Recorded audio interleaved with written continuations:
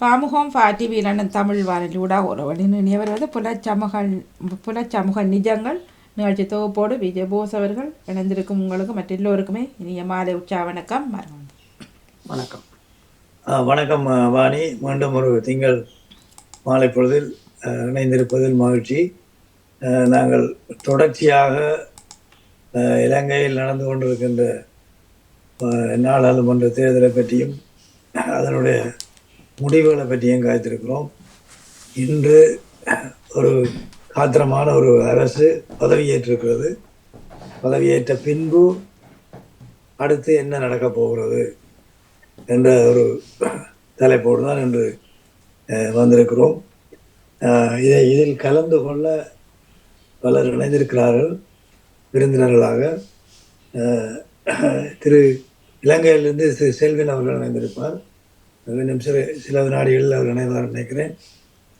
Doctor Paramalingam சட்டத்துறை ஆய்வாளர், solicitor, அவர் இணைந்திருக்கிறார். திரு சிவலிங்கம் அவர்கள் ஒரு அரசியல் ஆய்வாளர் இணைந்திருக்கிறார். கனடாவிலிருந்து தயாபுரம் இணைந்திருக்கிறார். சிவா இருக்கிறார். மற்றது ஜெயா நடேசன், லண்டன் தமிழ் வானொலியின் ஒரு நீண்டகால ஆதரவாளர், அறிவிப்பாளர், தொகுப்பாளர் எல்லாம் அவரும் ஆர்வத்தோடு இணைந்திருக்கிறார். இவர்களோடு நாங்கள் ஒரு கலந்துரையாடலை செய்து கொள்ளலாம். இப்படி அடுத்து என்ன நடக்கப் போகிறது. நாங்கள் ஒரு பாரிய வெற்றியை அவர்கள் ஈட்டியிருக்கிறார்கள். 3-2 பெரும்பான்மை இனிமேல் சீரிய காலத்தில் தமிழ் பாராளுமன்றத்துக்கு வர வாய்ப்பில்லை என்றுதான் சொல்லப்பட்டது. இதை அவர்கள் முறியடித்து என்று 3-2 பெரும்பான்மை எடுத்திருக்கிறார்கள்.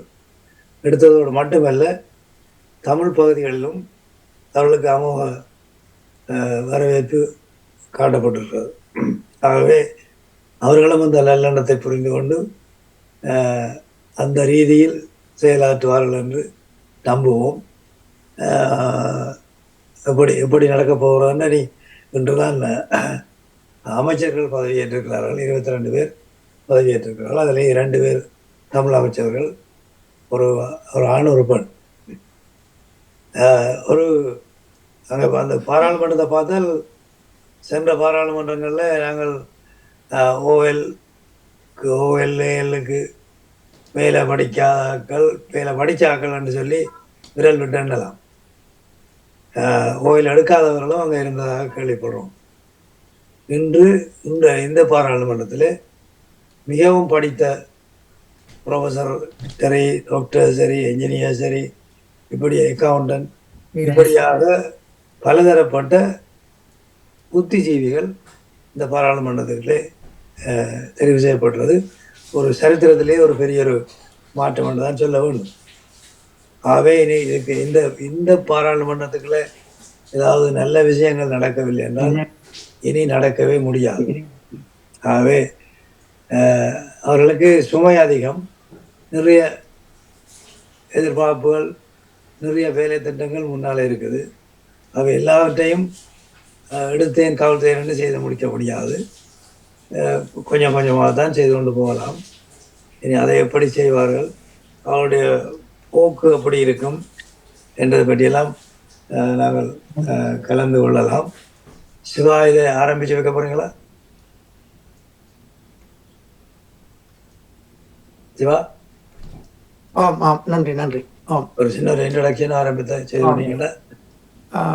எங்களை பொறுத்தவரை புலத்தில் இருந்து இலங்கையில் நடக்கின்ற சம்பவங்களை நீண்ட நடிக தூரம் பார்வையிட்டு வருகிற நாங்கள் எங்களால் முடிந்த அளவு அங்கு இருப்பவருடன் உதவிகளை செய்து வந்திருக்கின்றோம். இன்றைய பாராளுமன்ற அமைச்சு தெரிவிலே ஒரு மாற்றத்தை நாங்கள் காண்கின்றோம்.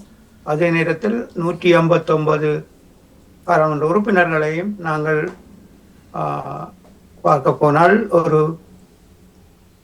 தெளிவான வடிகட்டி எடுக்கப்பட்ட ஒரு பல்துறை சார்ந்த ஒரு பல்கலைக்கழகமாக பாராளுமன்றம் மாறி இருக்கிறது. அங்கு சகல துறையிலும் இடைவெளிகள் நிரப்பப்பட்டும் இருக்கின்றன. இதிலே விசேஷம் என்னவென்றால், மாற்றுத்திறனாளி ஒருவருக்கு அவர்கள் நியமனம் கொடுத்திருக்கிறார்கள். இதுதான் இலங்கை வரலாற்றிலே முதல் தடவை. அடுத்து அங்கு 12 பெண்கள், இதில் 2 பெண்களுக்கு நல்ல பதவி வழங்கி இருக்கிறார்கள். இது ஒரு நல்ல வடிவம். இந்த வடிவம் அடுத்து வரும் 5 ஆண்டுகளுக்கான பணியிலே மிகவும் தூய்மைப்படுத்தி பணிகளை தொடர வேண்டிய கட்டத்தில் இருக்கிறார். அதாவது இந்த பாராளுமன்றம் எப்படி கடந்த காலத்தில் இருந்ததோ அதிலிருந்து முற்றிலும் மாறுபட்ட தலைமைத்துவ பண்பு கொண்டவர்கள் இந்த அவையில் இருப்பதால் நான் நினைக்கின்றேன் அவருக்கு இருக்கிற மெஜாரிட்டியின்படி அவர்கள் கொள்கையை நடைமுறைப்படுத்துவதற்கு எந்தவித தடைகளும் இருக்காது என்பது என்னுடைய கணிப்பு. அத்தோடு இந்த 1-2 பாராளுமன்ற உறுப்பினர்களாக எதிர்கட்சியிலே அமர்ந்திருக்கக்கூடியவர்கள் வடக்கு கிழக்கிலே இவர்களிடமிருந்து கற்றுக்கொள்ள வேண்டிய ஒரு காலகட்டமாக இதை எடுக்கலாம். ஏனென்றால் இவர்களுக்கு கிடைத்த சந்தர்ப்பத்தை தவறவிட்டவர்கள். இந்த புதியவர்களுடைய அணுகுமுறையும் பல்லின மக்கள் வாழ்கின்ற 19 இனக்குழுமங்கள் வாழ்கின்ற இந்த நாட்டிலே யாவரையும் அணைத்து பயணிக்கின்ற ஒரு பொறைமுறையுடன் வந்திருக்கிறார்கள். எனவே அந்த வரவு ஒரு சாதகமான சூழ்நிலை உருவாக்கி இருக்கிறது. இதுவரை காலம் தேர்தல் ஆரம்பித்தது இன்று வரை நல்ல ஒரு சாதகமான செய்திகளைத்தான் சொல்லி கொண்டு வருகின்றன. அதே நேரத்தில் சட்ட நடவடிக்கைகள் அடுத்தடுத்து நடக்க இருக்கின்ற கடந்த காலத்தில் ஏற்பட்ட ஊழல் மோசடிகள் பலதரப்பட்ட விஷயங்களுக்கு. எனவே அவர்கள் பல சவால்களை சந்தித்து பயணிக்க வேண்டிய நிலையில் இருக்கிறார்கள். எனவே நாங்கள் அவர்களுக்கு எந்த அளவுக்கு ஒத்துழைப்பு வழங்க முடியும் வழங்கி நாட்டில் அமைதி நல்ல ஒரு தீர்வை நோக்கிய நகர்வதற்கு நல்லெண்ண சமிஞைகளை உருவாக்க வேண்டிய நிலைத்தான் புலத்தில் இருக்கின்றமே தவிர இந்த எதிர்ப்பு அரசியலை பேசி இதுவரை சாதித்தது ஒன்றுமில்லை என்றபடியால் சாதகமாக இதை நாங்கள் பகிர்வது நல்லதென நினைக்கின்றேன். தொடருங்கள். நன்றி சிவா. இந்த ஆரம்பத்தோடு அடுத்து திரு சிவலிங்கம் அவர்களை இணைத்துக் கொள்ளலாமா? வணக்கம் திரு சிவலிங்கம். வணக்கம் போஸ் அவர்களே, அனைவருக்கும் வணக்கம். இந்த இந்த இந்த அரசியல் மாற்றத்தை நாங்கள் எப்படி பார்க்கறது, அதனுடைய எதிர்காலம் என்ன மாதிரியான மாற்றத்துக்குள்ள நாடு போகக்கூடும் என்ற பல கேள்விகள் பலருக்கு மத்தியில் இருக்குது. இந்த கட்சியோட இதனுடைய முக்கியஸ்தர்களோட எனக்கு நீண்ட கால உறவு இருக்கிறதோட அவர்களுடைய கொள்கை தொடர்பான ஆழமான ஆய்வுகளையும் மேற்கொண்ட அடிப்படையில் சிலவற்றை ஒரு ஆரம்பத்தில் குறிப்பிடலாம் என்று நினைக்கிறேன். இந்த தேசிய மக்கள் சக்தி, ஜனதா விமுக்தி பிரமுன அல்லது மக்கள் விடுதலை முன்னணி என்ற இந்த 2 அமைப்புகளும் இணைஞ்சு இன்றைக்கு தேசிய மக்கள் சக்தி ஒரு பிரதான அரசியல் சக்தியாக மாற்றமடைஞ்சிருக்குது. இதில் உள்ள பலருடைய குழப்பம் என்னென்னா, தேசிய மக்கள் சக்தியையும் ஜேவிபியையும் குழப்பி கொண்டிருக்கிறத என்னாலே அவதானிக்க முடிகிறது.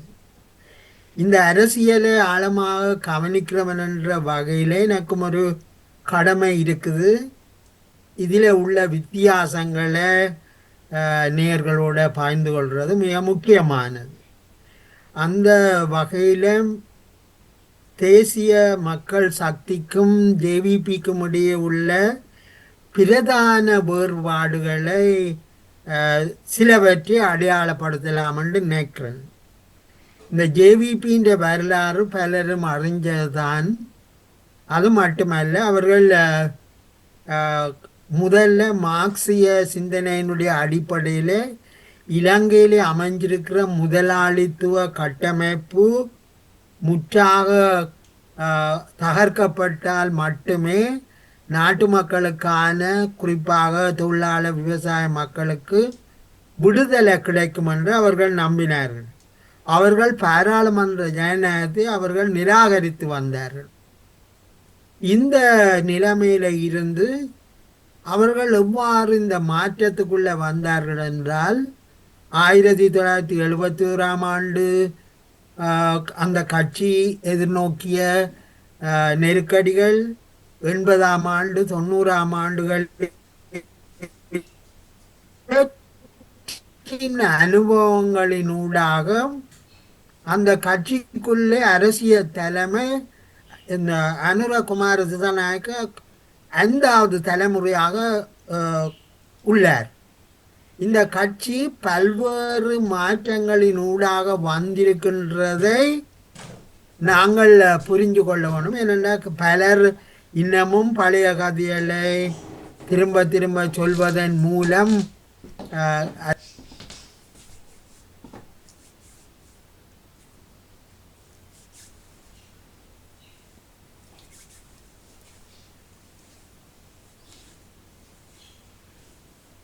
மியூட் எடுக்கணும் போல இருக்கு. அன்மியூட் பண்ணணும் நினைக்கிறேன். இதை மியூட் அன்மியூட் பண்ணுறேன். ஓகே, நான் நினைக்கிறேன் இருக்க முடியும். இதில் நாங்கள் இந்த ஜேவிபி எவ்வாறு மாற்றம் அடைகிறதுன்றதை நான் முதல்ல சம்பவங்களினுடைய அடிப்படையில் சொல்கிறேன். அதுக்கு பிறகு ஒரு கோட்பாட்டு அடிப்படையில் முடிஞ்சால் சொல்ல பார்க்குறேன். பின்னர் இந்த மாற்றங்கள் 2018ஆம் ஆண்டு 19ஆம் ஆண்டு காலப்பகுதியில் இலங்கையில் உள்ள பல்கலைக்கழக மாணவர்கள், ஆசிரியர்கள், விரிவுரையாளர்கள் போன்றவர்கள் மத்தியிலே இந்த 40 வருட கால ஐக்கிய தேசிய கட்சி, ஸ்ரீலங்கா சுதந்திர கட்சி, மஹிந்த ஆட்சி இவற்றின் மூலமாக நாடு எவ்வாறான பாதையை நோக்கி செல்கிறது என்பது குறித்த பலமான விவாதம் இந்த தேசிய மக்கள் சக்திக்குள் நடந்தது. அப்பொழுது இந்த தேசிய மக்கள் சக்தி தனித்துவமாக பல்கலைக்கழகம் ஏற்பட்டது. இவர்கள் நாடு முழுவதும் அப்பொழுது இருந்த நிலைமைகளை மக்களுக்கு விளங்கப்படுத்தி கொண்டு போனார்கள். அவ்வாறு விளங்கப்படுத்தி போகிற வேளையில் மக்கள் அவற்றினுடைய நியாயங்களை ஓரளவுக்கு புரிய தொடங்கி இருந்தார். இந்த நிலைமையில தான் 2022ஆம் ஆண்டு அறகலைய போராட்டம் வருகிறது.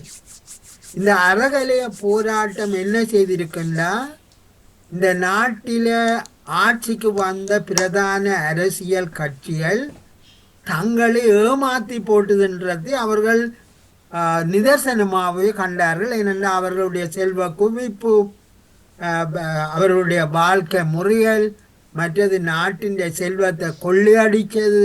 நாட்டின் செல்வத்தை கொள்ளையடித்தது மட்டுமல்ல, வெளிநாடுகளில் பதுக்கி வைச்சது.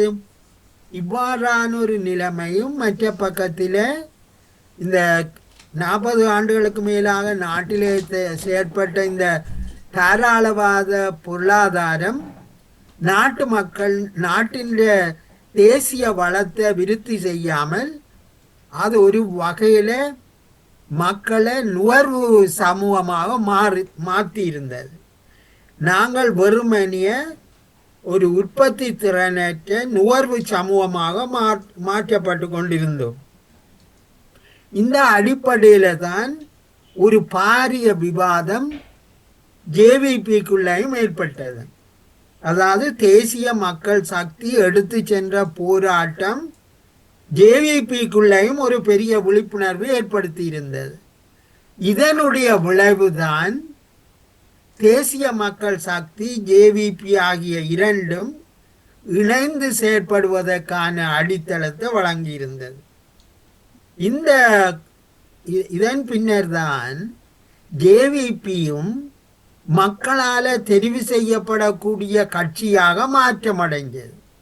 ஆனபடினால நாங்கள் இனி ஜேவிபியின் பழைய நிலைப்பாடுகள் கதைகளை கலைச்சு கொண்டிருந்து ஒரு மாற்றத்துக்குள்ளாகி இருக்கிற அந்த நிலைமைகளை நாங்கள் புறக்கணித்து செல்ல முடியாது.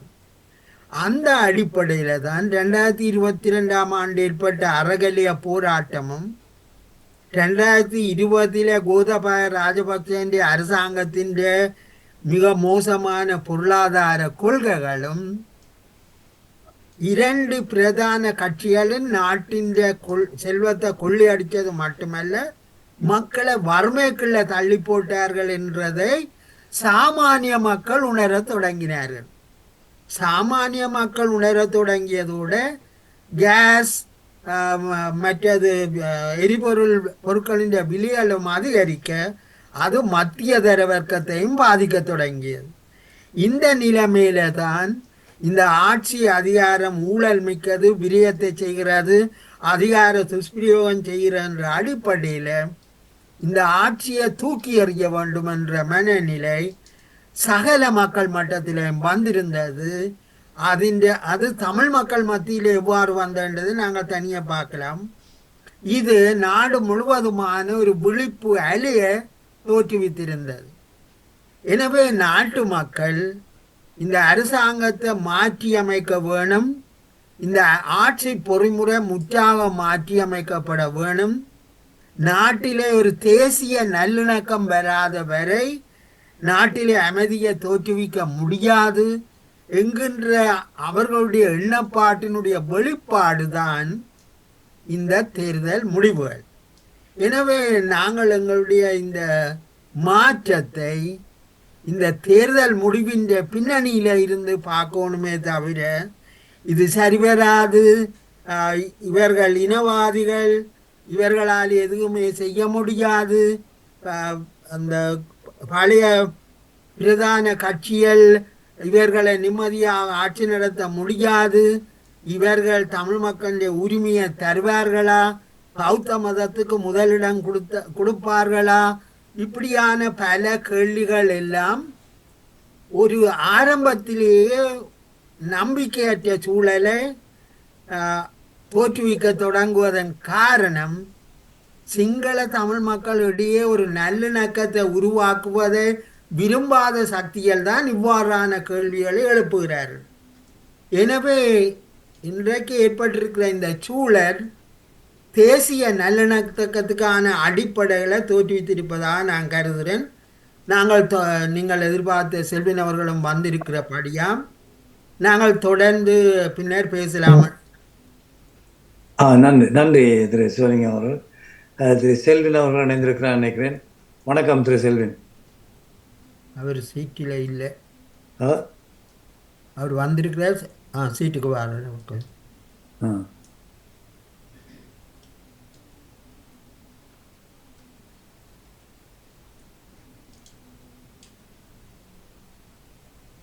வணக்கம்.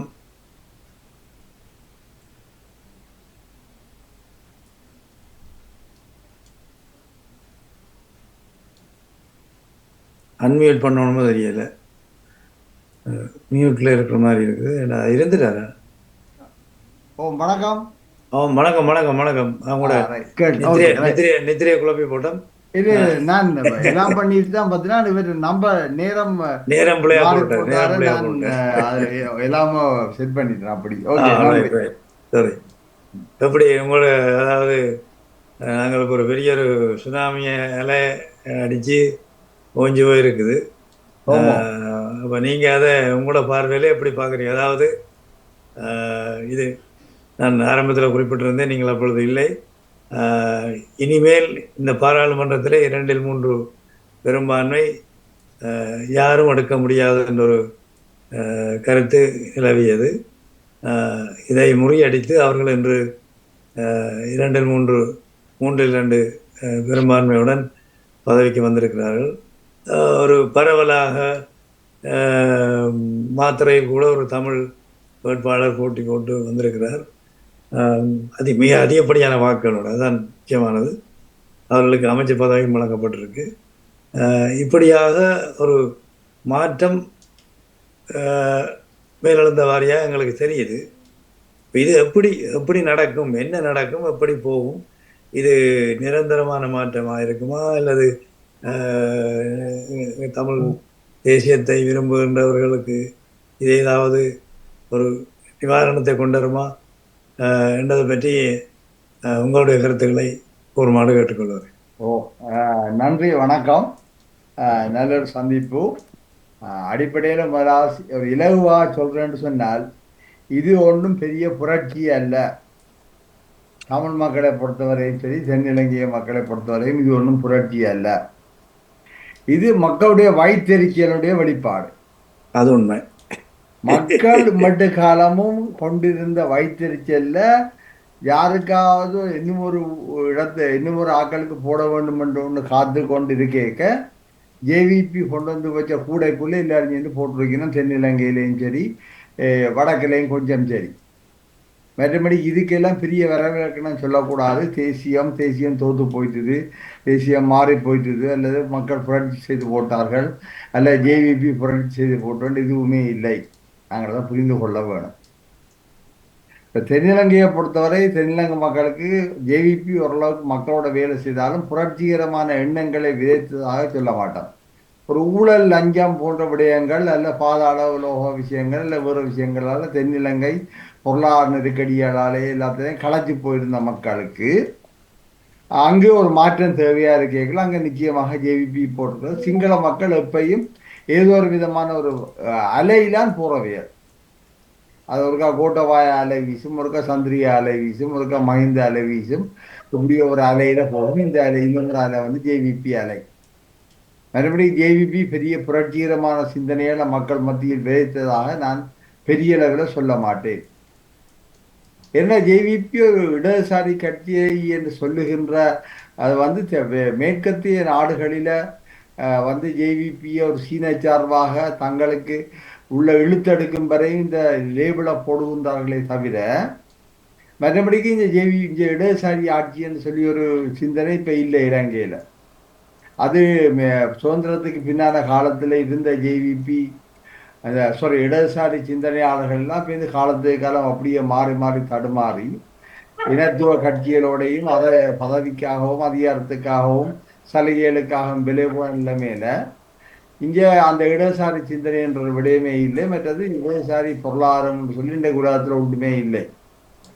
சீனா கூட இன்றைக்கு ஒரு கோஆப்ரேட் செக்டர் எக்கனாமிக்குள்ளாதான் போய்கொண்டிருக்குது வெளியில. எனவே இந்த இடதுசாரித்துவம்ன்றது ஒரு பேரளவில் உள்ள ஒரு விஷயமே தவிர வேறு ஒன்றுமே இல்லை. ஜேவிபி கட்சியை விளங்கிக் கொள்ள வேண்டும். ஜேவிபி புரட்சிகர சிந்தனையுடைய கட்சி என்று சொல்றதும் பிழை. ஏனென்று சொன்னால் அது ஒரு இனத்துவ தேசியவாதத்துக்கால வளர்ந்த ஒரு கட்சி. அது ஒரு புரட்சிகர சிந்தனை சொல்லி ஆட்சி அதிகாரத்தை கைப்பற்ற வேண்டும் என்பதற்காக முதலாவது இரண்டாவது போராட்டங்களை கைப்பற்றினாலும் கூட அங்கு ஆட்சி அதிகார மாற்றம்தான் நோக்கமாக இருந்தது. அதில் தோற்று போனது இராணுவ அடக்குமுறைக்கால. பிறகு இப்பொழுது ஆட்சி அதிகாரத்தை ஜனநாயக முறைக்குள்ளாக கையில் எடுத்திருக்கின்றது. ஒரு புரட்சிகரமான மார்க்சிச கட்சி என்று சொன்னால் அது கட்டாயம் என்ன செய்திருக்க வேண்டும் என்றால் ஒடுக்குமுறைகளுக்கு எதிராக தன்னை நிலைநிறுத்தி இருக்க வேண்டும். அந்த ஒடுக்குமுறை எல்லா விதமான இன மத குல வேறுபாடுகளுக்கு அப்பாற்பட்டதாக இருந்திருக்க வேண்டும். அப்படி பார்த்தால் தமிழ் மக்கள் மீதான ஒடுக்குமுறை பற்றி அவைகளுக்கு ஒரு தெளிவான புரிதல் இருந்திருக்க வேண்டும். தமிழ் மக்கள் மீதான ஒரு தேசிய இனம் மீதான ஒடுக்குமுறை பற்றிய புரிதல் இல்லாத ஒரு கட்சி ஒரு காலமும் தன்னை ஒரு புரட்சிகரமான கட்சியாக ஒரு நாளுமே சொல்ல முடியாது, அல்ல மார்க்சிய கட்சியாக சொல்ல முடியாது. இன்னமும் அது சிங்கள பௌத்த தேசியவாதத்தில் கட்டமைக்கப்பட்டு தான் இருக்கின்றது. எனவே அவர்களை நாங்கள் ஒரு புரட்சிகரமான இல்லை மார்க்சிய சிந்தனை கொண்ட கட்சியாக மாற்ற சொல்ல முடியாது. இந்த தேர்தல் முடிஞ்சு இன்றைய நாள் வரையும் அவர்கள் இலங்கையில் தேசிய இன பிரச்சனை இருப்பதாக ஏற்றுக்கொள்ளவில்லை. அப்போ அதன் மூலம் என்னென்னு சொன்னால் அவர்கள் தங்களுடைய சிந்தனையை மீளாய்வு செய்வதற்கு அந்த மார்க்சியம் சொல்லுகின்ற சுய விமர்சனம் என்கின்ற விடயத்துக்குள்ள தங்களை உட்படுத்தி அதனூடாக உண்மையை தேடுவதற்கு அவர்கள் இன்னமும் தயங்குகின்றார்கள் அல்லது தயாராக இல்லை. அது வராத வரைக்கும் அவர்களை ஒரு மார்க்சிய இடதுசாரி கட்சியாக சொல்லி நாங்கள் எங்களையும் ஏமாற்றக்கூடாது, அவர்களையும் அளவுக்கு முறை நாங்கள் நம்பக்கூடாது. இந்த பின்னணியை நாங்கள் புரிந்து கொள்ள வேணும் ஒரு பக்கத்தால். இரண்டாவது, தமிழக தரப்பில் உள்ள பிரச்சனை என்றால் தமிழ் மக்களை அரசியல் ரீதியாக ஒரு சித்தாந்த ரீதியாக கட்டமைப்பதில் தமிழ் கிட்டத்தட்ட கடந்த 40 வருஷங்களுக்குள்ளது, அதாவது தமிழ்ல விடுதலை புலி இருந்த காலத்துக்கு உள்ள தேசியம் என்ற ஒரு விஷயத்தை பேசிக்கொண்டு நாங்கள் தாயகம் தேசியம் என்று போராடினாங்களே தவிர ஒரு அரசியல் சித்தாந்தத்தை விதைப்பதில் நாங்கள் தவறப்பட்டிருக்கின்றோம். அதில் பலவீனமான ஆக்களாக தான் இருந்திருக்கிறோம். ஒரு அரசியல் சித்தாந்தத்தை கட்டமைக்க இல்லை, ஒரு தேசியவாதத்தை நாங்கள் கட்டமைச்சோம். நாங்கள் அந்த தேசியவாதத்தில் இருந்து அங்கால மக்களை முன்னோக்கி நகர்த்துறதுக்கான எந்த விடயங்களுமே நடக்க இல்லை. மக்களை அவ்வாறு நாங்கள் சரியாக கட்டமைத்திருந்தோமாக இருந்தால் விடுதலை புலிகளுக்கு பின்னால காலத்தில் கூட சமூகங்கள் ஒழுங்காக இருந்திருக்கும். சமூகங்கள் தன்னிலை இழந்து போய் சீரழிந்து போயிருக்கிறதுக்கு காரணம் நாங்கள் மக்களை சரியான முறையில் அரசியல் மயப்படுத்தவே இல்லை. ஒரு விதமான தேசியமயமாக்கத்துக்குள்ள மக்களை கொண்டு சென்று இழுத்து கொண்டு போனாங்க அந்த அலைக்குள்ள. எனவே மக்கள் பிற வாய்ப்பு வரைக்கும் வந்து அதெல்லாம் விட்டு போட்டு தங்களுடைய வாழ்வியலை மொத்தமாக சீரழித்து போய் அல்லது குழப்பி போய் நிற்கின்றார்கள். எனவே இந்த நிலைமை தான் இங்கே இருக்கின்றது. அப்ப அரசியல் சித்தாந்த ரீதியாகவோ ஒரு கருத்தியல் ரீதியாகவோ சரியாக மக்களை வழிநடத்தாமல் இருக்கும் பொழுது மக்களுக்கு நிரம்ப விரக்தி இருக்கும். எங்களுடைய தேசியம் பேசிய கட்சிகள் எல்லாமே கூட தங்கள் பதவிக்காகவும் அதிகார கதிரைகளுக்காகவும் சுயநலத்துக்காகவும் போராடினார்களே தவிர வேறு எதுவுமே இல்லை. அவர்கள் கூட்டங்களிலும் எல்லா சந்திப்புகளிலும் செய்ததெல்லாம் எதிர்கட்சிகளையும் எதிர்குழுக்களையும் சாடியதே தவிர, அவர்களுக்கு எதிராக பேசியதே தவிர, அவர்களுடைய குற்றம் குறைகளை கண்டுபிடித்து விமர்சித்ததே தவிர தங்களை சுய விமர்சனம் செய்ததும் கிடையாது. அவர்கள் மக்களை எவ்வாறு நாங்கள் ஒரு தேசத்தை கட்டியெழுப்ப போகின்றோம், ஒரு தேசியத்தை உருவாக்க போகின்றோம் என்று பேசியதும் கிடையாது. அப்ப இந்த பின்னணியில வந்து நாங்கள் மிக கவனமாக இருக்க வேண்டும். இந்த மக்களை நாங்கள் சரியாக கட்டமைத்து ஒழுங்குபடுத்தி ஒன்று திரட்டி ஒரு சமூகமாக ஒரு நெறிப்படுத்துவதில் நாங்கள் யாருமே தலைமை தாங்கவில்லை. இதனால் நிரம்ப விரக்திகள் இருக்கின்றன. தென்னிலங்கைக்கு சமமான அளவு இங்கே ஊழல் லஞ்சம் அப்படி ஒன்றும் இல்லாட்டியும் கூட, ஆனால் கூட அரசியல்வாதிகள் தங்கள் அளவில் சின்ன பலவீனங்களுக்கு ஆட்பட்டு தான் இருந்திருக்கின்றார்கள். அந்த ஆட்பட்ட பலவீனங்களுக்கு ஊடாக அவர்களால் தேசத்தை கட்டியெழுப்ப முடியாமல் தங்களுடைய பதவி கதிரைகளுக்காக தங்களை முன்னகர்த்தி கொண்டிருந்த விளைவு தான் இந்த விளைவாக இருக்கிறது. இந்த நிலைமையில தமிழ் மக்களும் மிகவும் கலைத்து போயிருக்கின்றார்கள். அதே வேளை இந்த பொருளாதாரம், சமூக நெருக்கடிகள், சமூகத்துக்கள் இன்னமும் மாற்ற முடியாமல் இருக்கின்ற பல்வேறு எல்லைப்படுத்தல்கள், அது சாதியா இருக்கலாம், குலமா இருக்கலாம், ஊரா இருக்கலாம், பிராந்தியங்களா இருக்கலாம், அவ்வாறான எல்லைப்படுத்தல்கள் கூட மக்களை கடுமையாக பாதித்திருக்கின்றது. அதனால் மக்கள் ஒரு பகுதியும் விரக்தி அடைந்திருக்கின்றார்கள். இந்த விரக்தி அடைந்த பகுதியினர்ல ஒரு பகுதி தேசியம் சார்ந்து வாழ்ந்த மக்கள், விரக்தி அடைந்த மக்கள் வாக்களிக்க போகவில்லை. ஏனைய மக்கள் ஏதோ ஒரு வகையில் ஏதோ ஒரு ஆளுங்கட்சியின் சலுகைகளுக்காக சலுகைகளை எதிர்பார்த்து தங்களுடைய வாக்குகளை முன்னகர்த்தும் போது அது கடந்த காலத்துல அரசாங்கத்தோடு சேர்ந்து இயங்கக்கூடிய அரசியல்வாதிகளுக்கு கிடைச்சிருக்கின்றது. இந்த முறை அவர்களுக்கு கொஞ்சம் கூட கிடைச்சிருக்கின்றது. அந்த வாக்குகள் எல்லாம் சேர்ந்து இன்னும் ஒரு பக்கம் போயிருக்கின்றது. மிக அழகான ஒரு விடயம் என்னன்னா, இப்ப முன்பொரு காலத்துல தக்லஸுக்கும் அங்கேயனுக்கும் வேறு ஆக்களுக்கு போட்ட வாக்குகள் எல்லாம் அப்படியே முழுமையாக இந்தியாவில் திரும்பி இருக்கின்றது. அதே வழியில் தமிழ் தேசியத்தின் பால் நின்ற மக்களிலையும் வறுமையால் அடிபட்டு போனவர்கள், சமூகத்திலிருந்து புறக்கணிக்கப்பட்டவர்கள், எல்லைப்படுத்தப்பட்டவர்கள் மங்காள பக்கம் போயிருக்கின்றார்கள். அதே வழியில் இந்த மற்ற பக்கத்தில் நின்ற தேசியத்தின் பால் நின்றவர்கள்ல படித்தவர்கள், கொஞ்சம் சமூகத்தில் மேல்நிலையில் உள்ளவர்கள் என்று சொன்னவர்கள், கணிசமானவர்கள் வாக்களிக்காமல் அசம்பந்தமாக வீட்டில் இருந்திருக்கிறார் என்றால் அவர்கள் இதை ஒரு அரசியல் நிகழ்ச்சி திட்டமாக இந்த பாராளுமன்ற தேர்தலை பார்க்கவே இல்லை. ஏன்னா இந்த கணிசம் தென்னிலங்கையிலும் கூட அப்படித்தான். தென்னிலங்கையிலும் கூட என்ன நடந்திருக்குன்னு சொன்னால், முன்னைய நாள் தேர்தல் ஆணையாளர் மஹிந்த தேசப்பிரிய அவர்களோட தனித்துவமான ஒரு கண்காணிப்பு அமைப்பு வச்சிருக்கிறார்.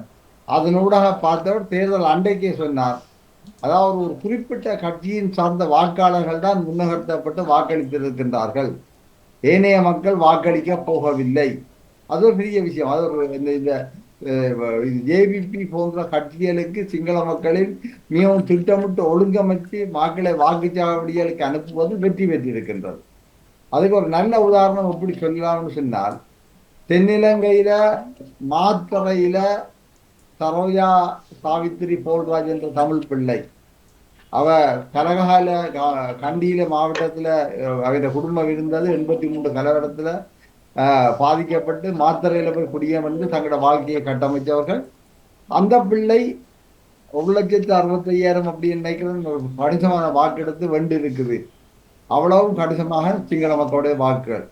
அவ்வளவு சிங்கள மக்களையும் சாவித்திரி சரோஜா போலுக்கு போட வச்சது என்று சொன்னால் அது ஜேபிபி மாதிரி ஒரு கட்சியால மட்டும்தான் நேரும் என்று சொன்னால் தங்களுடைய வாக்காளர்களை நெறிப்படுத்துறதுல அவர்கள் வெற்றி கண்டிருக்கின்றார்கள். அதுதான் தென்னிலங்கையில் நடந்திருக்கு. அதுதான் இந்த இவர் சொல்லியிருக்கிறார், மஹிந்த தேசப்பிரிய சொல்லியிருக்கிறார், ஒரு பகுதி வாக்காளர்கள் தான் சரியாக தேர்தல் சாவடிகளை நோக்கி நகர்த்தப்பட்டிருக்கின்றார்கள். மற்ற கட்சிகளுடைய வாக்காளர்கள் எல்லாம் பெருசா அதில் அக்கறைப்படவில்லை இந்த தேர்தல் என்றால் தங்களுடைய அரசியல்வாதிகளை பற்றி களத்து போனபடியே தேர்தலுக்கே போகவில்லை என்று. வடக்கிலையும் அதான் நடந்தது. வடக்கிலையும் தேர்தலுக்கு 2 நாட்களுக்கு முன்னுக்கு அன்றகுமார் திசாநாயக்கா வந்து வைத்த யாழ்ப்பாணம் பாசையூர் விழித்த கூட்டத்துல ஒரு அழகான மேடை போட்டு ஒரு பெரிய பந்தல் போட்டு கணிசமான சனத்தை நகர்த்தி இருந்தார்கள். உண்மையிலே வேற எங்களுடைய தமிழ் கட்சிகள் யாருமே அப்படி ஒரு கூட்டத்தை அழகான பெரிய ஒழுங்கமைக்கப்பட்ட கூட்டம் ஒன்றை அவர்கள் ஒழுங்கு செய்யவில்லை. அந்த அளவுக்கு மக்களை நகர்த்தக்கூடிய ஒரு அந்த எந்தெந்த கிராமங்கள்ல எல்லாம் மூலைகளில் எல்லாம் மக்கள் எல்லைப்படுத்தப்பட்டவர்களாக விரக்தி அடைந்தவர்களாக வறுமையினால் அடிபட்டு போனவர்களாக எல்லா வாய்ப்புகளுக்காக ஏங்கியவர்களாக இருந்தார்களோ அவர்களை எல்லாம் தேர்தல் சாவடிகளை நோக்கி நகர்த்துகின்றதில் வெற்றி கண்டிருக்கின்றார்கள். அப்படிதான் நாங்கள் பார்க்க வேண்டும். ஆனா இப்ப என்னென்றா ஒரு மிகப்பெரிய வெற்றிடத்தை மக்கள் உருவாக்கி தந்திருக்கின்றார்கள். ஒரு தெளிவான செய்தியை சொல்லி இருக்கின்றார்கள். எங்கள்கிட்ட இருக்கிற தமிழ் கட்சிகளுடைய அரசியல்வாதிகள் எங்களுக்கு பொருத்தமானவர்கள் அல்ல எங்களுடைய எதிர்காலத்தை கட்டமைப்பதற்காக. எனவே இவர்களை தாண்டி நாங்கள் ஒரு புதிய திசை நோக்கி போவதற்கு எங்களுடைய சிந்தனையாளர்களும் செயற்பாட்டாளர்களும் எல்லோரும் முன்னுக்கு வருவார்களா என்ற ஒரு கேள்வியை தமிழ் மக்கள் இன்று முன்னுக்கு வைத்திருக்கின்றார்கள். உண்மை அதுதான். வடகிழக்கில் உள்ள மக்கள் கிழக்கு மாநிலத்தை பார்த்தீங்கன்றால் இவ்வளவு காலம் பிள்ளையான், கருணா, வியாழேந்திரன் இப்படி எல்லாம் இருந்து ஓலோச்சின்னு சொல்லி நம்பிக்கொண்டிருந்த ஒரு விஷயத்தை இந்த முறை மாற்றி அவர்களை எல்லாம் வீட்டுக்கு அனுப்பி இருக்கின்றார்கள் எல்லைப்படுத்தப்பட்ட அளவில். அதுல ஒரு வகையில் நான் சொல்லுவேன், சாணக்கியம் மிக கவனமாக பற்றுப்பு தொகுதியில் அந்த விஷயத்தை மிக வெற்றிகரமாக நகர்த்தி இருக்கின்றார். ஆனால் அதுக்குள்ளே ஒரு குள்ளத்தனம் இருந்திருக்கிறது. சாணக்கியனுக்கு ஒரு கட்சியில் இருந்த சாணக்கியனுக்கு 65,000 ஓட்டு இருந்திருக்கின்றது. இரண்டாவதாக வந்தவருக்கு 22,030,000 தான் கிடைச்சிருக்கு. 30 குறைய தான் கிடைச்சிருக்கு, அறவாசியை குறைய. அப்ப அங்கே நடக்கிற கட்சி ரீதியாக வாக்குகள் நகர்த்தப்படவில்லை, கொள்கை அடிப்படையில ஆள் ரீதியாக வாக்குகள் நடத்தப்பட்டிருக்குது. அப்படி நடத்தப்படைக்கு தெளிவா மக்களுக்கு சொல்லப்பட்டிருக்கு, ஒரு ஆளுக்கு மட்டும் போடுங்க, மற்றாக்களுக்கு போடாதீங்க. சரி, எனவே தேசியம் வேலை செய்யவில்லை அங்கு. ஆனாலும் மக்கள் தெளிவாக ஒரு பக்கத்தை என்றால் மட்டக்களப்பு பொறுத்தவரை, மட்டக்களப்பு மக்களை பொறுத்தவரை சிங்கள மக்கள் அவைகளுக்கு பிரச்சனை அல்ல, அரசும் பெரிய பிரச்சனை அல்ல, அவருடைய பிரச்சனை முஸ்லீம்கள். அப்படியே அந்த முஸ்லீம் மக்களுடைய அந்த ஆக்கிரமிப்பு அல்ல அவருடைய பிரச்சனை சம்பந்தமாக மட்டக்களப்பு ஒப்பையின் எதிர்வினை ஆற்றி கொண்டிருந்தபடியினால அவர்களுக்கு ஒரு காலகட்டத்தில் இந்த முஸ்லீம் மக்களுக்கு எதிராக ஆக்ரோஷமாக குரல் கொடுத்த கருணா தேவைப்பட்டார், ஒரு காலத்தில் பிள்ளையான் தேவைப்பட்டார். ஆனால் 2 பேர்த்து அரசியலுக்கு வங்காள இப்போ அதே மாதிரியான ஒரு பிரதியீடாக அந்த அளவுக்கு ஒரு சண்டித்தனம் ரவுடித்தனம் இல்லாமல், ஆனால் இது ஒரு வாயளவில் போய் எல்லா இடத்துலையும் நின்று அடிபடக்கூடிய ஒரு ஆளாக சாணக்கியன் தன்னை முன்னிறுத்தினபடியினால சாணக்கியனை இந்த முன்னகர்த்தி இருக்கின்றார்கள். அவ்வளவுதான். அங்கே வேறு ஒன்றுமே நடக்கவில்லை. எனவேதான் அங்கே என்னென்றால் அங்கு ஒரு தெளிவான இன்னும் ஒரு செய்தி ஒன்று போயிருக்கின்றது. திருவண்ணாமலை எடுத்துக்கொண்டீங்கன்னு சொன்னால் திருவண்ணாமலை எல்லா கட்சியிலையும் ஒரு மாதிரி இழுத்து கொண்டு வந்து திருவண்ணாமலை ஆயர் தலைமையிலையும் தென்கையிலே ஆதீனம் தலைமையிலையும் ஒரு மாதிரி எல்லாரையும் இழுத்து கொண்டு வந்து ஒரு இடத்துல நிப்பாட்டினபடினால அங்க ஒரு மயிரிழையில திருவண்ணாமலையில ஒரு ஆசனம் எங்களுக்கு காப்பாற்றப்பட்டிருக்கிறது. அம்பாறையை பொறுத்தவரை அப்படியே எல்லாரையும் உண்டாக்குற ஒரு முயற்சி நடந்தது. ஆனால் தமிழிசை கட்சியோட பிடிவாதம் மட்டுமில்லை, ஏனையோருடைய பிடிவாதம் கூட. அதை நீங்க விளங்கிக் கொள்ள வேண்டும். எல்லாரையும் ஒன்றாக நகர்த்தி கொண்டு வரும்போது ஏனையோர்கள் சொன்னார்கள், நாங்கள் தமிழிசை கட்சி சின்னத்துக்குள் வர மாட்டோம் என்று. தமிழிசை கட்சி சொன்னது தாங்கள் தங்களுடைய வீட்டு சின்னத்தை விட்டு வெளியிலே வர மாட்டோம் என்று. இந்த 2 நிலைமையில என்ன நடந்ததுன்னா அந்த உடன்பாடு அடைய முடியாமல் போய்த்தான் கடைசியில் தமிழிசை கட்சி சின்னத்தில் தமிழிசை கட்சி போட்டி போட்டது, ஏனையவர்கள் போட்டி போட்டார்கள். ஏனையவர்கள் ஆனால் இதுவரையில மக்கள் தமிழிசை கட்சிக்கு எல்லாரும் இது போட்டி போட்டபடியே என்றால் மக்களோட ஒரு தேடல் இருந்து தங்களுடைய அம்பாறை பிரதிநிதித்துவத்தை இந்த மாதிரி காப்பாற்ற வேண்டும் என்று. எனவே அவர்கள் இருந்தால் ஓரளவிற்கு தங்களுடைய பிரதிநிதித்துவத்தை காப்பாற்றி விட்டார்கள். ஆனாலும் இந்த எல்லாரும் சேர்ந்து ஒன்றா போட்டி போட்டிருந்தால் சில விட அந்த பிரதித்துவம் மிகவும் கவனமாக வந்திருக்கும். இது ஓரளவுக்கு அப்போ இந்த எல்லாமே இப்படித்தான் இருக்குது. மற்றபடிக்கு இதை நாங்கள் தேசியத்தின் தோல்வியாகவோ தேசம் பற்றி மக்கள்கிட்ட இருந்த கருத்துக்களின் இழிவு நிலையாகவோ நாங்கள் யோசிக்க வேண்டாம். சரியா? மாறாக மக்கள் தெளிவாக சொல்லியிருக்கிறோம். இப்ப இருக்கிற அரசியல்வாதிகள், எங்களுடைய தமிழ் தேசியத்தின் அரசியல்வாதிகளாக வடக்கில் இருப்பவர்கள் எந்த விதத்திலையும் எங்களுக்கு பொருத்தமில்லாதவர்கள், இந்த கட்சிகளும் பொருத்தமற்றவை. எனவே நாங்கள் புதிய தேடுதல் ஒன்றை தேட வேண்டும் என்ற செய்தியை மிக தெளிவாக சொல்லி இருக்கின்றார்கள். இதுதான் இங்கே உள்ள கடல் நிலைமையாக இருக்கின்றது. சில வேளையில் எங்கடையாக்கள் நாங்கள் தோத்து போயிட்டோம் அப்படி இப்படின்னு சோர்ந்து போடுறது ஒரு பக்கத்தால், அதில் சுமந்திரன் மற்ற பக்கத்தால் இந்த கணக்கு வாத்திய செந்தில் கதை சொன்ன மாதிரி இந்த வாழைப்பழம் அந்த வாழைப்பழம் உண்டு என்ற மாதிரி என்ன செய்யறது, நாங்கள் தோத்து போகலை, நாங்கள் தனி கட்சியாக இவ்வளவு சீட் எடுத்திருக்கிறோம் அப்படி இப்படின்னு சொல்லி கதை கட்டுகின்ற விஷயங்கள்லாம் இதெல்லாம் ஒரு விதமான ஏமாற்று முயற்சிகள். சரியோ? அது எல்லாத்தையுமே தாண்டி நாங்கள் ஒழுங்காக இந்த மக்களுக்கான செய்தியை நாங்கள் இப்போ விளங்கிக் கொள்கிறோம். உடனடியாக நாங்கள் எப்படி மக்களை ஒன்று திரட்டுறது, தமிழ் சமூகத்தை ஒன்று திரட்டுற முக்கியம். தேர்தல் முடிஞ்ச பிறகு உடனடியாக மன்னாரில் இருக்கிற சிவகரன் தன்னுடைய அமைப்பினூடாக அறிக்கை விட்டிருக்கார், மீண்டும் தமிழ் கட்சிகளை ஒன்று திரட்டுறதை பற்றி யோசித்துக் கொண்டிருக்கிறோம், உடனடியாக செய்ய வேண்டும் என்று. அதே மாதிரி மணிவண்ணன் சொல்லியிருக்கிற அறிக்கை விட்டிருக்கார், நாங்கள் எல்லாரும் மீண்டும் ஒன்றாக சேர வேண்டும் என்று. இந்த ஒன்றாக சேருதல்ன்றது மீண்டும் இந்த அலிபாபாவின் 40 லிட்டர் கதமையிடத்தான் வரும். இந்த காலாவதியான அரசியல் கட்சியிலே இந்த அரசியல்வாதிகளை நாங்கள் உண்டாக்குற முயற்சிக்கு போகக்கூடாது.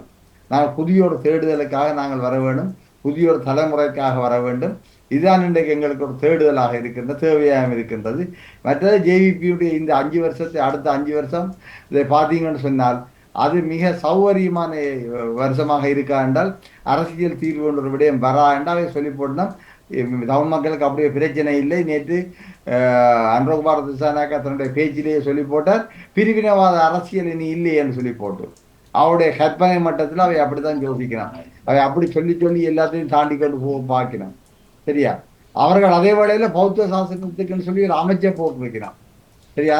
மிக இதான விஷயம். பௌத்த சாசனத்துக்கு ஒரு அமைச்சர் போட்டிருக்கிறான். அதே மாதிரி அவைகள் ஹேடி லால்காந்த என்றவரை, தங்களுடைய கட்சியின் முக்கியமானவரை காணி விவசாய அமைச்சராக போட்டிருக்கார். லால்காந்தா என்றவர் மிக தீவிரமான கருத்துக்களை உச்சரித்து கொண்டு இருக்கின்ற ஒரு மனிதன், அவருடைய ஆள். அவர்தான் இன்றைய காணி விவசாய அமைச்சராக வந்திருக்கின்றார். எனவே எங்களுக்கு அந்த காணி விவசாய அமைச்சர்னா உங்களுக்கு விளங்குமணி அதுக்குள்ளால என்ன விஷயங்கள் எல்லாம் இறுக்கமா இருக்கும்னு சொல்லி போட்டு, அப்ப அந்த அப்படிக்கான விஷயங்களை நாங்கள் பார்க்க வேணும். ஜேவிபியுடைய இந்த 5 வருஷ காலத்தில் அவை பொருளாதார புரட்சியை பற்றி தான் கலைக்க போயினோம். நாங்கள் அதுக்குள்ளால எங்களுடைய மக்களை, எல்லைப்படுத்தப்பட்ட மக்களையும் நிச்சயம் எங்களை தக்க வச்சு ஒரு தேசமாக கட்டியெழுப்புகின்ற நிகழ்ச்சி திட்டத்தை கொண்டு நாங்கள் எங்களுடைய ஏனைய விஷயங்களை தனியான தளத்தில் கொண்டு போக வேண்டிய தேவை எங்களுக்கு இருக்கும். நாங்கள் அதை புரிந்து எல்லோரும் சேர்ந்து வேலை செய்ய வேண்டியிருக்கு. இதுதான் களத்தின் ஜதார்த்தமாக இருக்கின்றது. தொடர்ந்து பேசுவோம், சொல்லுவோம். நன்றி நன்றி திரு செல்வன் அவர்களுக்கு.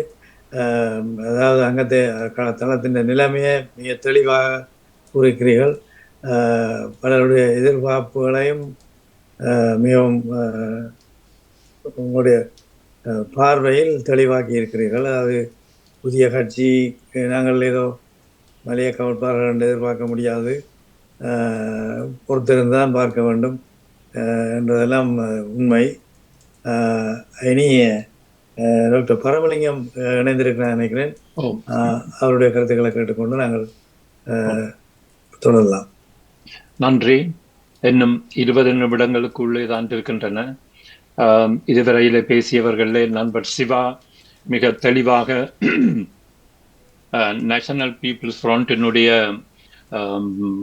வரலாற்று ரீதியான வளர்ச்சி, அவர்கள் எவ்வாறு தங்களை ஒரு பாராளுமன்ற செயற்பாட்டுக்கான ஒரு கட்சியாக மாற்றி செயற்பட்டார்கள், அவர்களுடைய வரலாற்றிலே அவர்கள் அனுபவித்த அரசியல் அல்லது இராணுவ பிரச்சனைகள் பற்றி கூறி இன்று அவர்கள் எவ்வாறு ஒரு ஆளும் கட்சியாக பாராளுமன்ற தேர்தலிலே மிக பிரமாண்டான வெற்றியை பெற்றார் என்ற ஒரு மதிப்பீட்டை, ஆக்கப்பூர்வமான ஒரு மதிப்பீட்டை எங்களுடைய கவனத்தில் கொண்டு வந்திருந்தார்.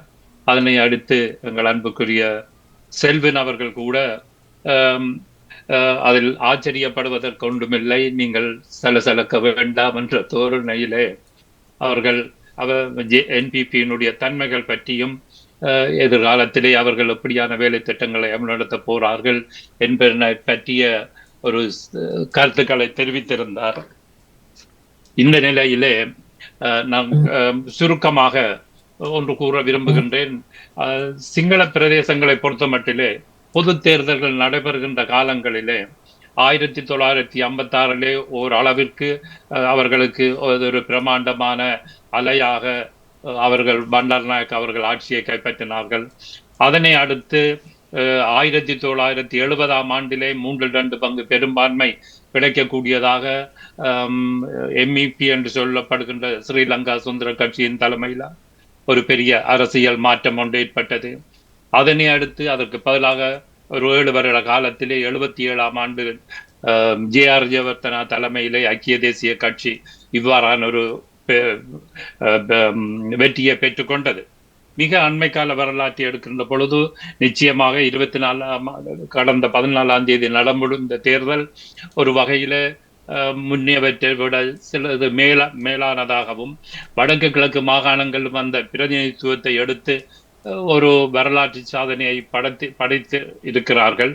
அவர்களுக்கு வாழ்த்துக்களும் அவர்கள் தங்களுடைய தேசிய இன பிரச்சனை தொடர்பான பொறுப்புகளை உரிய முறையிலே ஜனநாயக பாணியிலும் சட்ட ஆட்சி தத்துவங்களுடைய அடிப்படையிலும் செயற்படுபவர்களாக இருந்தால் அவர்களுடைய வெற்றி நிலைத்திருக்கும் என்பதுதான் என்னுடைய அபிப்பிராயம். அதனை விட இன்னும் ஒரு சுருக்கமாக முக்கியமாக இங்கு நான் அடுத்த 5 வருடங்களிலே நாம் என்ன விடயங்களை கவனிக்க வேண்டும் அல்லது செயற்படுத்த வேண்டும் என்று சிந்தித்துக் கொண்டிருந்த பொழுது நண்பர்கள் இருவருடைய உரையின் அடிப்படையை அதை அவ்வாறாகவே ஏற்றுக்கொண்டு ஒரு விடயத்தை நான் இங்கு வலியுறுத்த விரும்புகின்றேன்.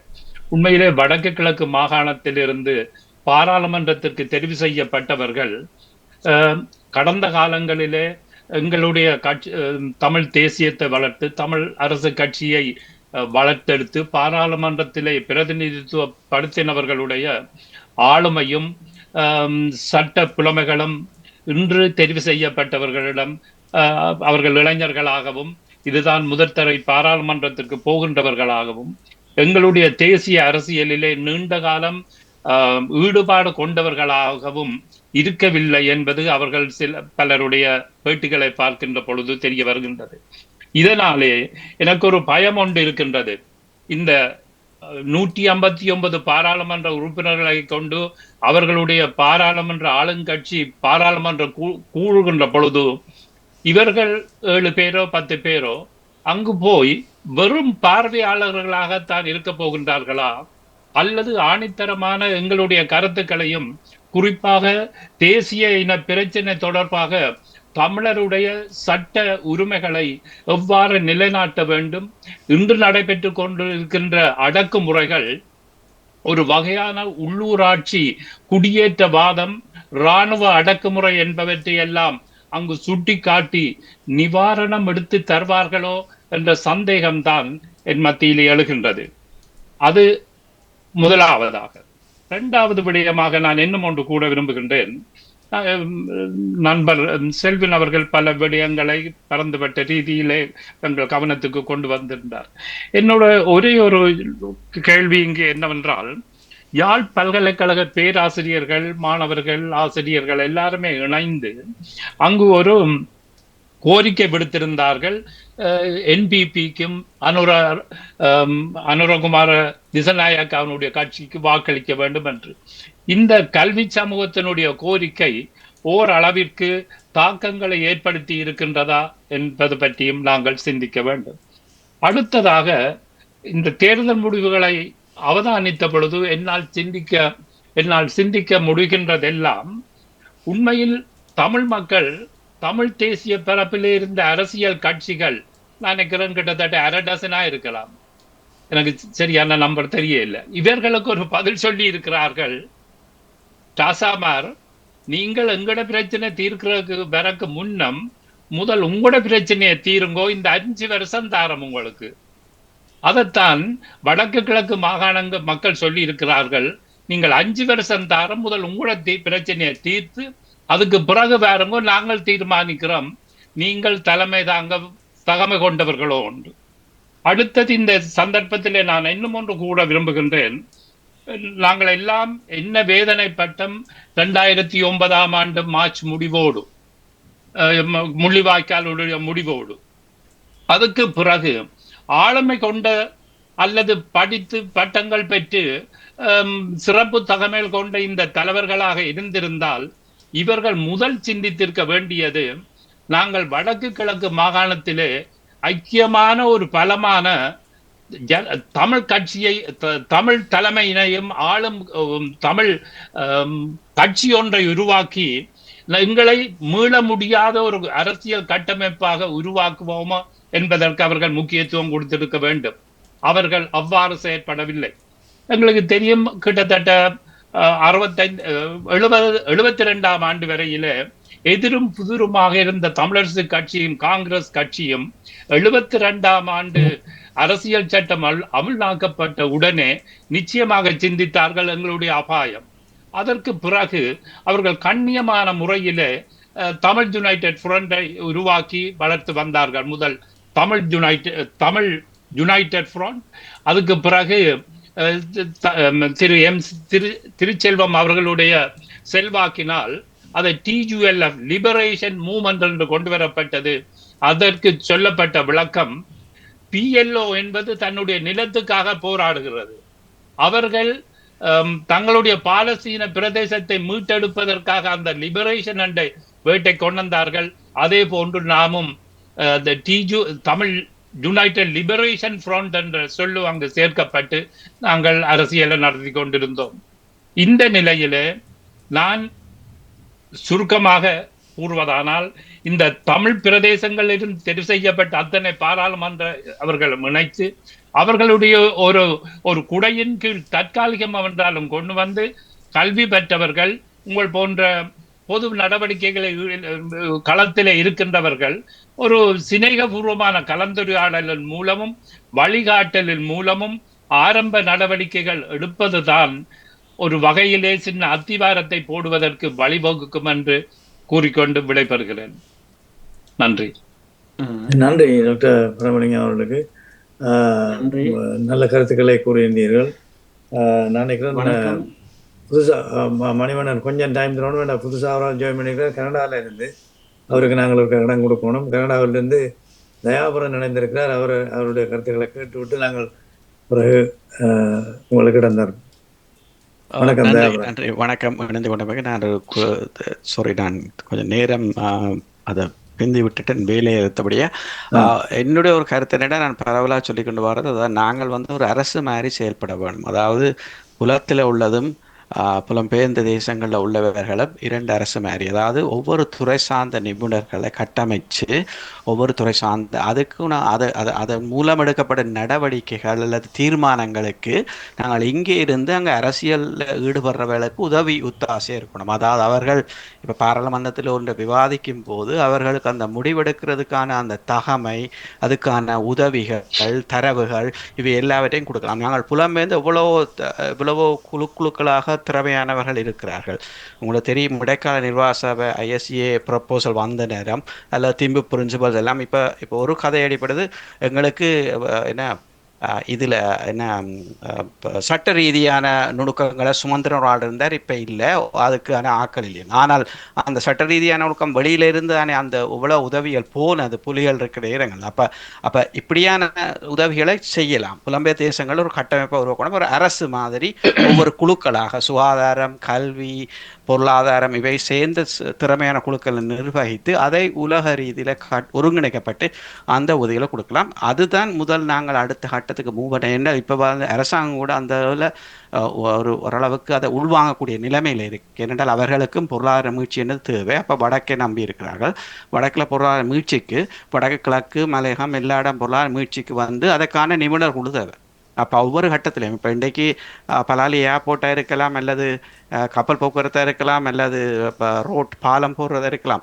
இவை எல்லாத்துக்கும் ஒரு திட்டமிட்ட ஒரு ஒருங்கிணைப்பான குழு தேவை. ஒரு திட்டமிட்டபடி முறையில் தான் நாங்கள் 20 வருஷ திட்டம், 30 வருஷம், 40 வருஷத்தில் எங்கே இருக்க போகிறோம், அதாவது mid term, short term, mid term, long term plan என்ற ஒவ்வொரு திட்டங்களை வகுத்துத்தான் அந்த திட்டங்களை அடையிறதுக்கான வழிமுறைகளை ஒரு செயல்படுத்த வேணும். அப்போ அந்த விதத்தில் தான் நாங்கள் மூவ் பண்ண வேணும். அப்படி மூவ் பண்ண போய் தான் அந்த பொருளாதார பலம் அடைஞ்சு கொண்டு போகும். அதே வேளையில் நாங்கள் பொருளாதார விருத்தியில் பலம் அடையிக்க அது சிங்கள மக்களுக்கு தான் அதில் நன்மை வரப்போகுது. அது ஏன் புரியாமல் இருக்கணும்? அந்த புரிந்துணர்வை நாங்கள் விளங்கப்படுத்தணும். இன்றைக்கு நீங்கள் வங்குரோத்து நிலைக்கு நாட்டுக்கு வந்ததுக்கு காரணம் நீங்கள் பிரித்து வச்சு, அதாவது திறமையான ஒரு எவ்வளோ மனித வளம் உங்களோட நாட்டை விட்டு போயிட்டுது.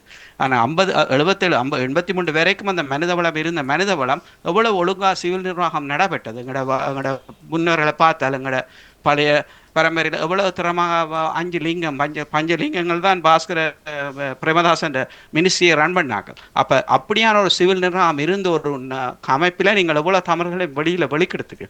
அப்போ அது உங்களுக்கு ஒரு மனித வள இழப்பு. அப்போ அது இன்றைக்கு வெளிநாடுகளில் புலம்பெயர் தேசங்களை அவர்கள் அந்த மனித வளத்தை கொடுத்து கொண்டிருக்காங்க. அதை திருப்பி எடுக்கிற முறையை பாருங்க. அதுக்கு நாங்கள் புலம்பெயர் தேசங்களை கட்டமைப்பாக இயங்க வேணும், ஒரு கூட்டு முயற்சியாக. அப்போ இது ஒரு சின்ன கருத்து. இதை விட பல கருத்து இருக்கு. நம்ம அப்புறம் ஆறுதலாக கேட்க நேர இதை கருத்து கொண்டு நன்றி. சுருக்கமாக தான் கூறினீங்கள். நல்ல நல்ல நல்ல சிந்தனை எல்லோரிடம் இருக்கிறது.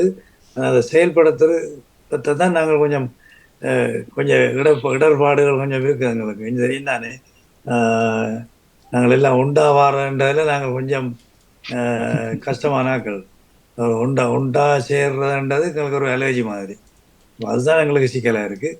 ஆனால் நீங்கள் சொன்ன மாதிரி திறமை சார்ந்தவர்கள் நிறைய பேர் இருக்கிறாங்க. உதாரணத்துக்கு இப்போ இதில் இணைந்திருக்கிற டாக்டர் பரமலிங்கம் அவர்கள் நிறைய புத்தகங்களை எல்லாம் எழுதியிருக்கிறார். செல்ஃப் டிட்டர்மினேஷன் அதில் பற்றியெல்லாம் எழுதியிருக்கிறார். இப்போ அரசியல் துறை சார்ந்த, சட்டத்துறை சார்ந்த, அதுபோல் பலர் இருக்கிறார்கள். ஒரு சுதந்திரன் மட்டுமல்ல, பலர் திறமையானவர்கள் வெளியிலும் இருக்கிறார்கள், அங்கேயும் இருக்கிறார்கள், இல்லையான்னு இல்லை. அப்போ அந்த திறமைகளை நாங்கள் வளர்த்தெடுக்க வேண்டிய எங்களுடைய கடமை. அதை நாங்கள் அந்த செயற்பாட்டில் சிவா அவர்களும் அதை பற்றி அடிக்கடி கூறிக்கொள்வர்.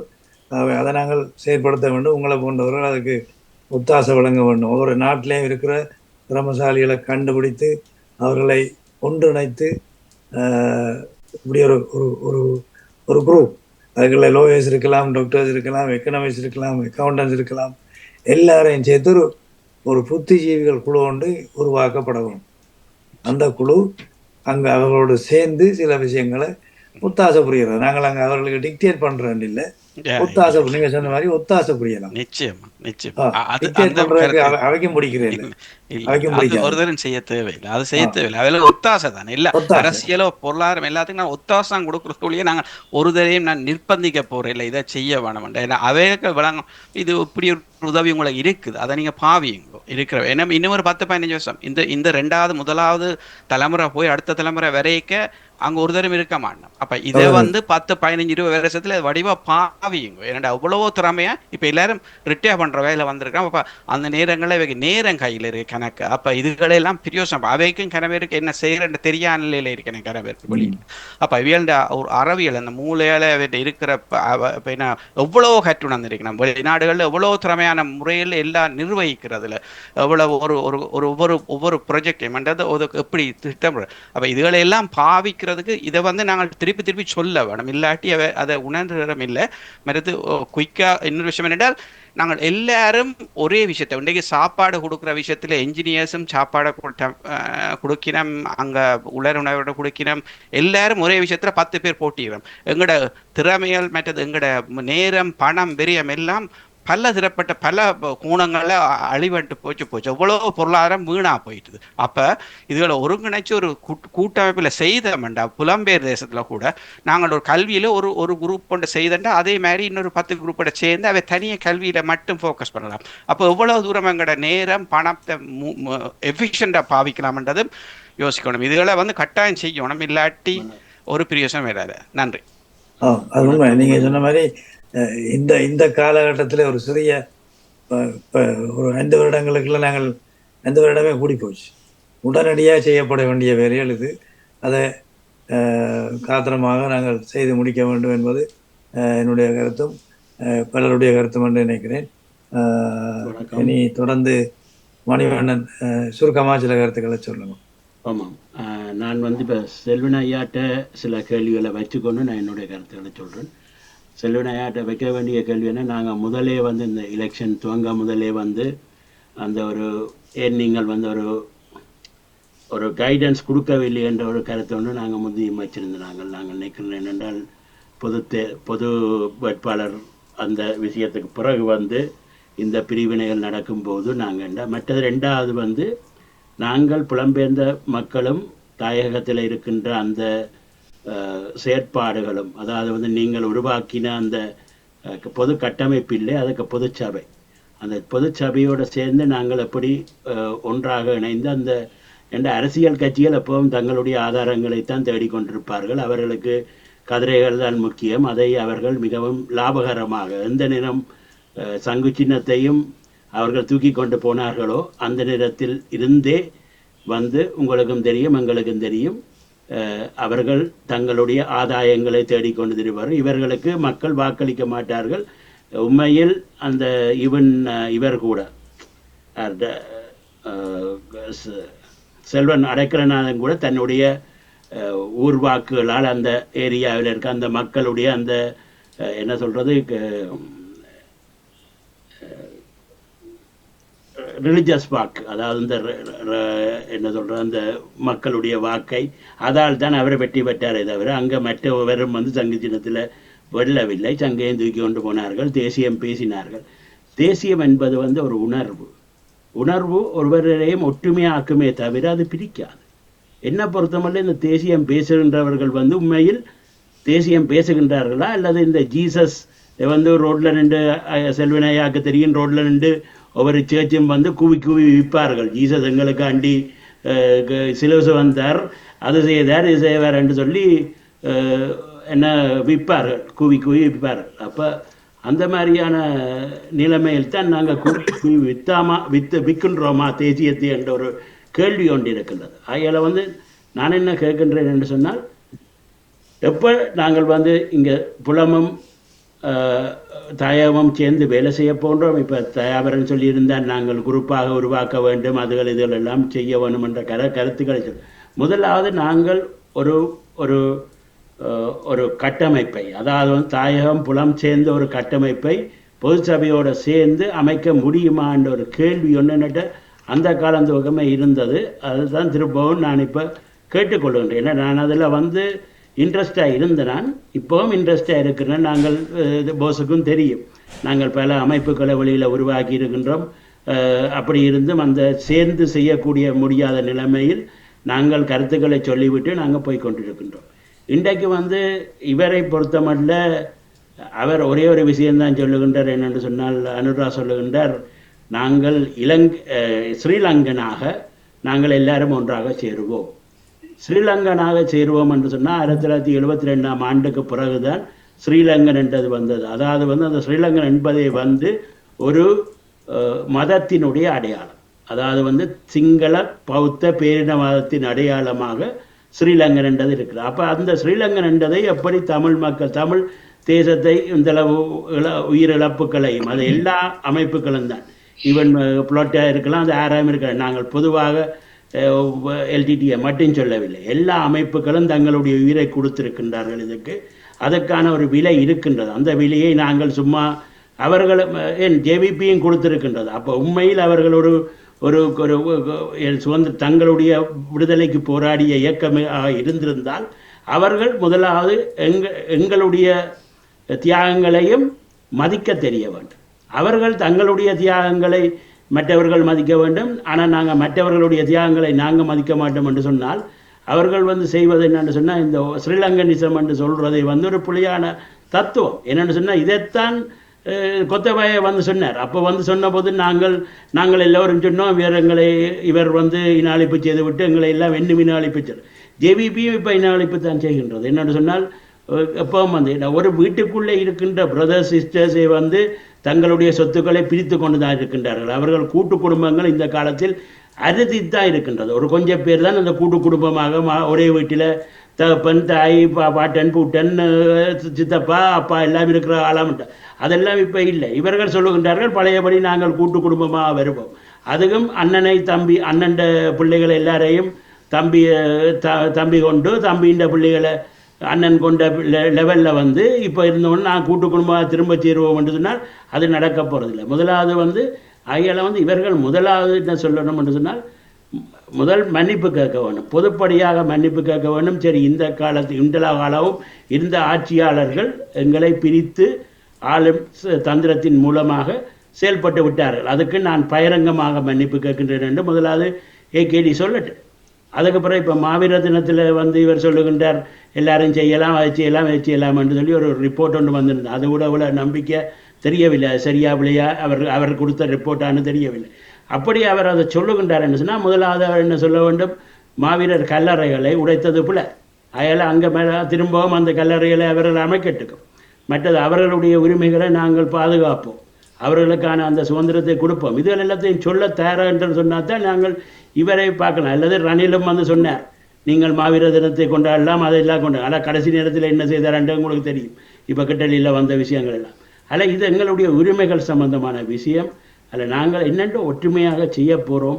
வருங்காலத்தில் வந்து நாங்கள் இவர்களை நம்பலாமா அவர்கள் நம்ப, நாங்கள் முதலாவது வந்து கட்சிகளை நம்புவதை தடுத்து விட்டு நாங்கள் இயக்கங்களை உருவாக்க வேண்டும். அந்த இயக்கங்கள் புலம்பெயர்ந்த தமிழர்களும் தாயக தமிழர்களும் ஒன்றிணைந்து, ஏனென்றால் இன்றைக்கு வெளியில் தான் அந்த ரிசோர்ஸஸ் இருக்குது. ஐயா சொன்ன மாதிரி, தேவரன் சொன்ன மாதிரி ரிசோர்ஸஸ் வந்து இன்றைய வெளியில் இருக்க ஒன்றெண்டு சுமந்திரன்களை வைத்துக்கொண்டு அவர்களும் இணக்க அரசியல் செய்து கொண்டிருக்கின்றவர்களையும் வைத்துக்கொண்டு நாங்கள் எதையும் செய்ய முடியாது. என்றால் அவர்கள் சிங்களவர்கள் எங்களும் பார்க்க நாங்கள் முந்தி மோடை சிங்களவான்னு சொன்னாங்க, நாங்கள் மோடை தமிழான்னு தான் நாங்கள் சொல்லணும். இன்றைக்கு நாங்கள் தான் மோடைகள், அவர்கள் வந்து அறிவு மிக்கவர்களாகவும் இன்னும் அறிவும் ஆதிக்கமும் எல்லாம் மிக்கவர்களாக அவர்கள் இந்த 70 வருஷத்தில் வந்து விட்டார்கள். நாங்கள் ஆண்டு கொண்டிருந்த போது அவர்கள் மோடை தமிழராக சிங்களாவாக இருந்திருக்கலாம். ஆனால் இன்றைக்கு நாங்கள் தான் மோடை தமிழாக மாறிவிட்டோம்.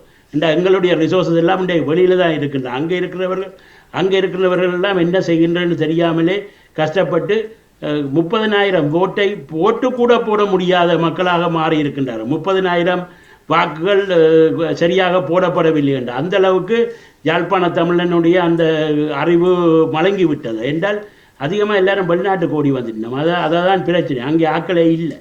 அதில் நாங்கள் என்ன செய்யணும்னு சொன்னால் முதல்ல இந்த புலமும் அகமும் சேர்ந்து தான் இந்த விஷயத்தை கட்டி எழுப்ப வேண்டும். அப்போ எங்களுடைய தமிழ் தேசியத்தையும் தமிழையும் பாதுகாக்க வேண்டும் என்று சொன்னால் அப்படித்தான் செய்ய வேண்டும்.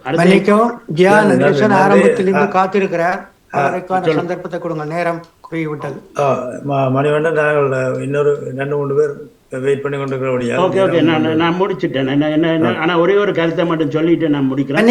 மணிவண்ணன், அந்த தலைப்புக்குள்ள கதைங்க ப்ளீஸ். தலைப்புக்குள்ளதான் நான் சொல்லுகின்றேன். டைவர்ட் பண்ணி வேற எது கொண்டு வாங்க ப்ளீஸ். பழம்பெரும் கட்சியாக இருக்கின்ற தமிழரசு கட்சியை வந்து யாரோ எடுத்துக்கொண்டு போய்விட்டார்கள் என்றதுக்காக அதை விட வேண்டும் என்ற அவசியம் ஒன்றுமே இல்லை. இப்போ எந்த கட்சிகளை உள்ளுக்குள்ளே போந்து தூக்குவது என்பது ஒரு புதிய விஷயம் இல்லை. இதை காலமாக பல பேர் செய்கின்றார்கள். அவருடைய ஆதரவாளர் எல்லாரையும் கொண்டு வந்து கட்சியில் இணைப்பது, இப்போ அந்த கட்சியை எடுப்பது, பொறுப்பெடுப்பது என்பது வந்து நடந்து கொண்டு தான் இருக்கிறது. ஏன் புலம்பெயர்ந்த தமிழர் எல்லாரும் சேர்ந்து வந்து தமிழரசு கட்சி எடுக்கக்கூடாது? அங்க போய்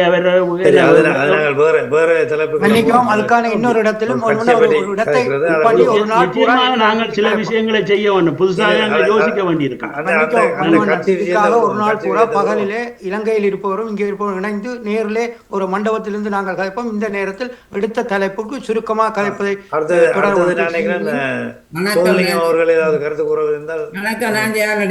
என்னதான் இருந்தாலும் கூட இவ்வளவு காலத்துக்கு இவ்வளவு பாராளுமன்ற உறுப்பினர்கள் தமிழர்கள் போகவில்லை. என்ன 28 பேர் போயிருக்கின்றார்கள். என்ன அவர் அந்த வெளிப்பறவால் சொல்றார், பிரச்சனைகள் நடந்த எங்களுக்கு எல்லாம் தெரியாது. இப்போ கடந்த கால அரசாங்கம் எங்களுக்கு என்னென்ன செய்தது, என்ன ஊழல்கள் நடந்தது, எங்களுக்கு இவ்வளவு கஷ்டங்கள் ஏன் வந்தாண்டு எங்களுக்கு என்ன நடக்குதுன்றே அரசாங்கத்தால் எங்கள் மக்களுக்கு என்ன நடக்குதுன்றே தெரியாமல் இருந்தார். இவர் அதையெல்லாம் வெளிப்படுத்துகிறார். நாங்கள் இருந்தால் பார்ப்போம். 28 பேரும் போயிருக்கணும் தானே. மற்றவர் சொன்னார் மன்னாரில் அடைக்கலனாது என்ன கிறிஸ்தவத்தை விற்று நேர் ரோட்டில் இருந்து ஏதோ விற்று வாங்கினதுன்ற மாதிரி வாங்கினார். கிறிஸ்தவர்கள் விற்று வாங்குறதில்லை ஒரு நாளும். என்ன அது சரியான தவறு, நான் அதை ஏற்றுக்கொள்ள இல்லை. அம்மா, நான் வேறு என்ன கருத்தை சொன்னால், நீங்கள் கிறிஸ்தவத்தை விற்று வாங்கினேன்ட்டு அதை 2 இடத்தை முடிச்சு போடுகின்றீர்கள். அதுக்கும் இதுக்கும் சம்பந்தம் இல்லை. நான் சொன்னேன், அவர் என்ன இந்த வாக்குகளால், அதாவது கிறிஸ்தவ வாக்குகளால் தான் அவர் வந்திருக்கின்றார் என்றதுதான் உண்மை. அது ஆனா சரி, அதுக்காண்டி அவர் சரி. கிறிஸ்தவத்தை வித்தாருன்னு நான் சொல்லலை. கிறிஸ்தவர்கள் கிறிஸ்தவர்கள் அவருக்கு கிடைச்ச உண்மைதான். ஆனா நீங்க சொன்னீங்க விற்றவர்கள் என்று சொல்லி, இதுகளை விற்றவர்கள். வேறு ஒரு இடத்துல வேறு ஒரு இடத்துல நாங்கள் சொன்ன கருத்தை தான் நீங்க சொல்லுகின்றீரா? நான் சொன்னேன் என்று சொன்னால், எங்களை தேசியத்தை விற்கின்றார்கள். எப்படி தேசியத்தை விற்கின்றார்கள் என்றதுக்கு தான் நான் கிறிஸ்தவ ஒவ்வொரு சர்ச்சஸும் எப்படி ஜீசஸை விற்கின்றார்கள் என்ற அந்த இதைத்தான் நான் சொல்ல வந்தேன். அது தேசியத்தை விற்பது, தேசியத்தை உணர்ந்து ஒற்றுமையாக இருப்பதை விட்டுவிட்டு தேசியத்தை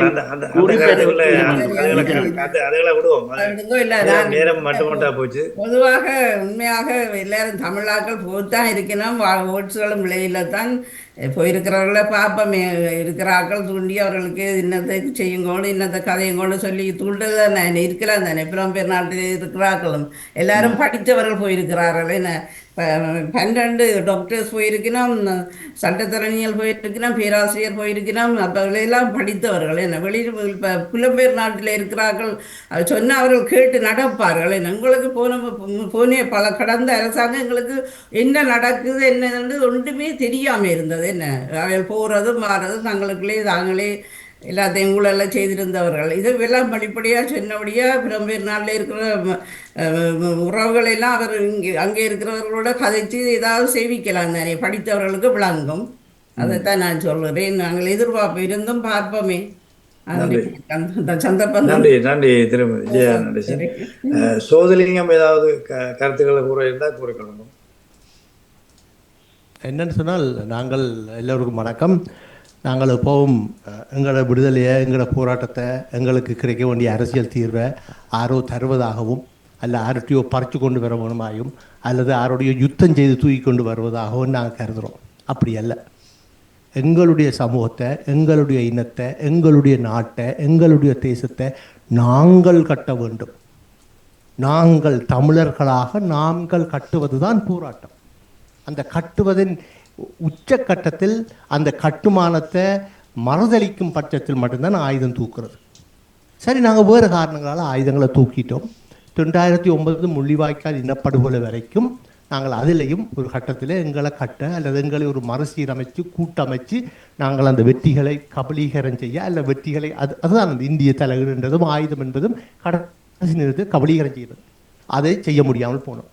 அதுக்கு பிறகு அரசியலுக்கு வந்த இந்த தலைவர்கள் என்று சொல்லப்படுறார்கள் எவரும் அந்த முன்னெடுப்பை அதில் ஒருவர் கூட அதுக்கான முன்னெடுப்புக்கான முதலாவது அடியை கூட எடுத்து வைக்கவில்லை. இதுதான் இன்று வரை நடந்திருக்கு. இதுதான் இன்னும் அடுத்த 5 வருஷம் 10 வருஷம் நடக்கப் போகிறது என்ற பயன்தான் எங்களுக்கு இருக்கு. எதுவும் நடக்காது என்று அடித்து சொல்லக்கூடிய அளவு துணிவு இருக்குது. இப்போ இந்த நிலைமை மாற்றப்பட வேணும். இந்த நிலைமை மாற்றப்பட வேணும் என்றால் நாட்டில் இருக்கிற மக்கள் தான் அங்கிருந்து தான் அது ஆரம்பிக்கப்பட வேண்டும். செல்வனுக்கு நன்றாக தெரியும், ஈழம் என்பது நாங்கள் கட்ட இருந்த நாடு, கட்ட இருந்த இனம். அந்த இனம் கட்டுப்படவில்லை. அந்த இனம் கட்டுப்படாமல் நடக்காது. நாங்கள் எவ்வளவு உதவிகள், எவ்வளவு பணங்கள், எவ்வளவு விஷயங்களையும் பம்பண்ணினாலும் என்னத்தை கொண்டு போனாலும் இந்த உணர்வு இனத்துக்குள் இருந்து எழும்பாத வரையில், உயராத வரையில் நடக்காது.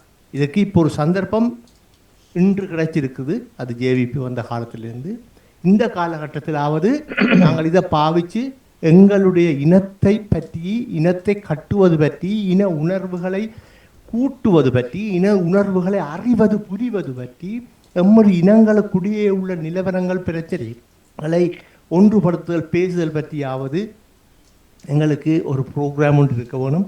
அந்த ப்ரோக்ராம் இல்லைன்னு சொன்னால் இன்னும் 5 வருஷத்துக்கு பிறட்டும் இதையே தான் பேசுவோம் என்ற பயன்தான். நன்றி தோழர்களே. நன்றி நன்றி சோதலிங்கம் அவர்களுக்கு. நேரங்கள் கடந்து விட்ட நிலையில் சுருக்கமாக திரு செல்வன் அவர்கள் எல்லாற்றையும் கருத்துக்களையும் கேட்டீங்கள். உங்களுடைய பார்வையில் இறுதியாக சில ஒரு 1-2 நிமிடங்களில் என்ன கூற வேண்டும்?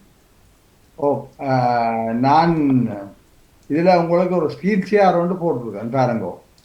ஒரு மைண்ட் மேப் வந்து போட்டிருக்கு, தெரியுதோ தெரியாது, சுருக்கமாக இருக்கும்.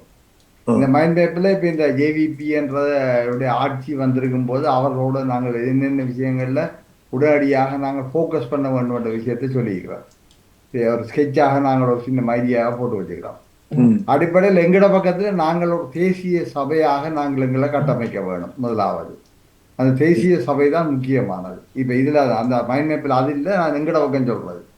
இரண்டாவது விஷயம், இப்ப நீங்க சொல்லுகிற சுமந்திரன் நான் இப்ப சுமந்திரன் என்னுடைய நண்பர் தான் என்றாலும் கூட நான் உங்களுக்கு ஒரு விஷயம் சொல்லுவேன். சுமந்திரன் ஒரு கான்ஸ்டிடியூஷனல் லோயர் அல்ல. சரியா? சுதந்திரம் ஒரு கான்ஸ்டிடியூஷனல் லோயர் அல்ல, ஒரு அரசியல் அறிஞரும் அல்ல. சரி, அவருடைய ஸ்பெஷலைசேஷன் பிசினஸ் லோ தான். சரிதானே?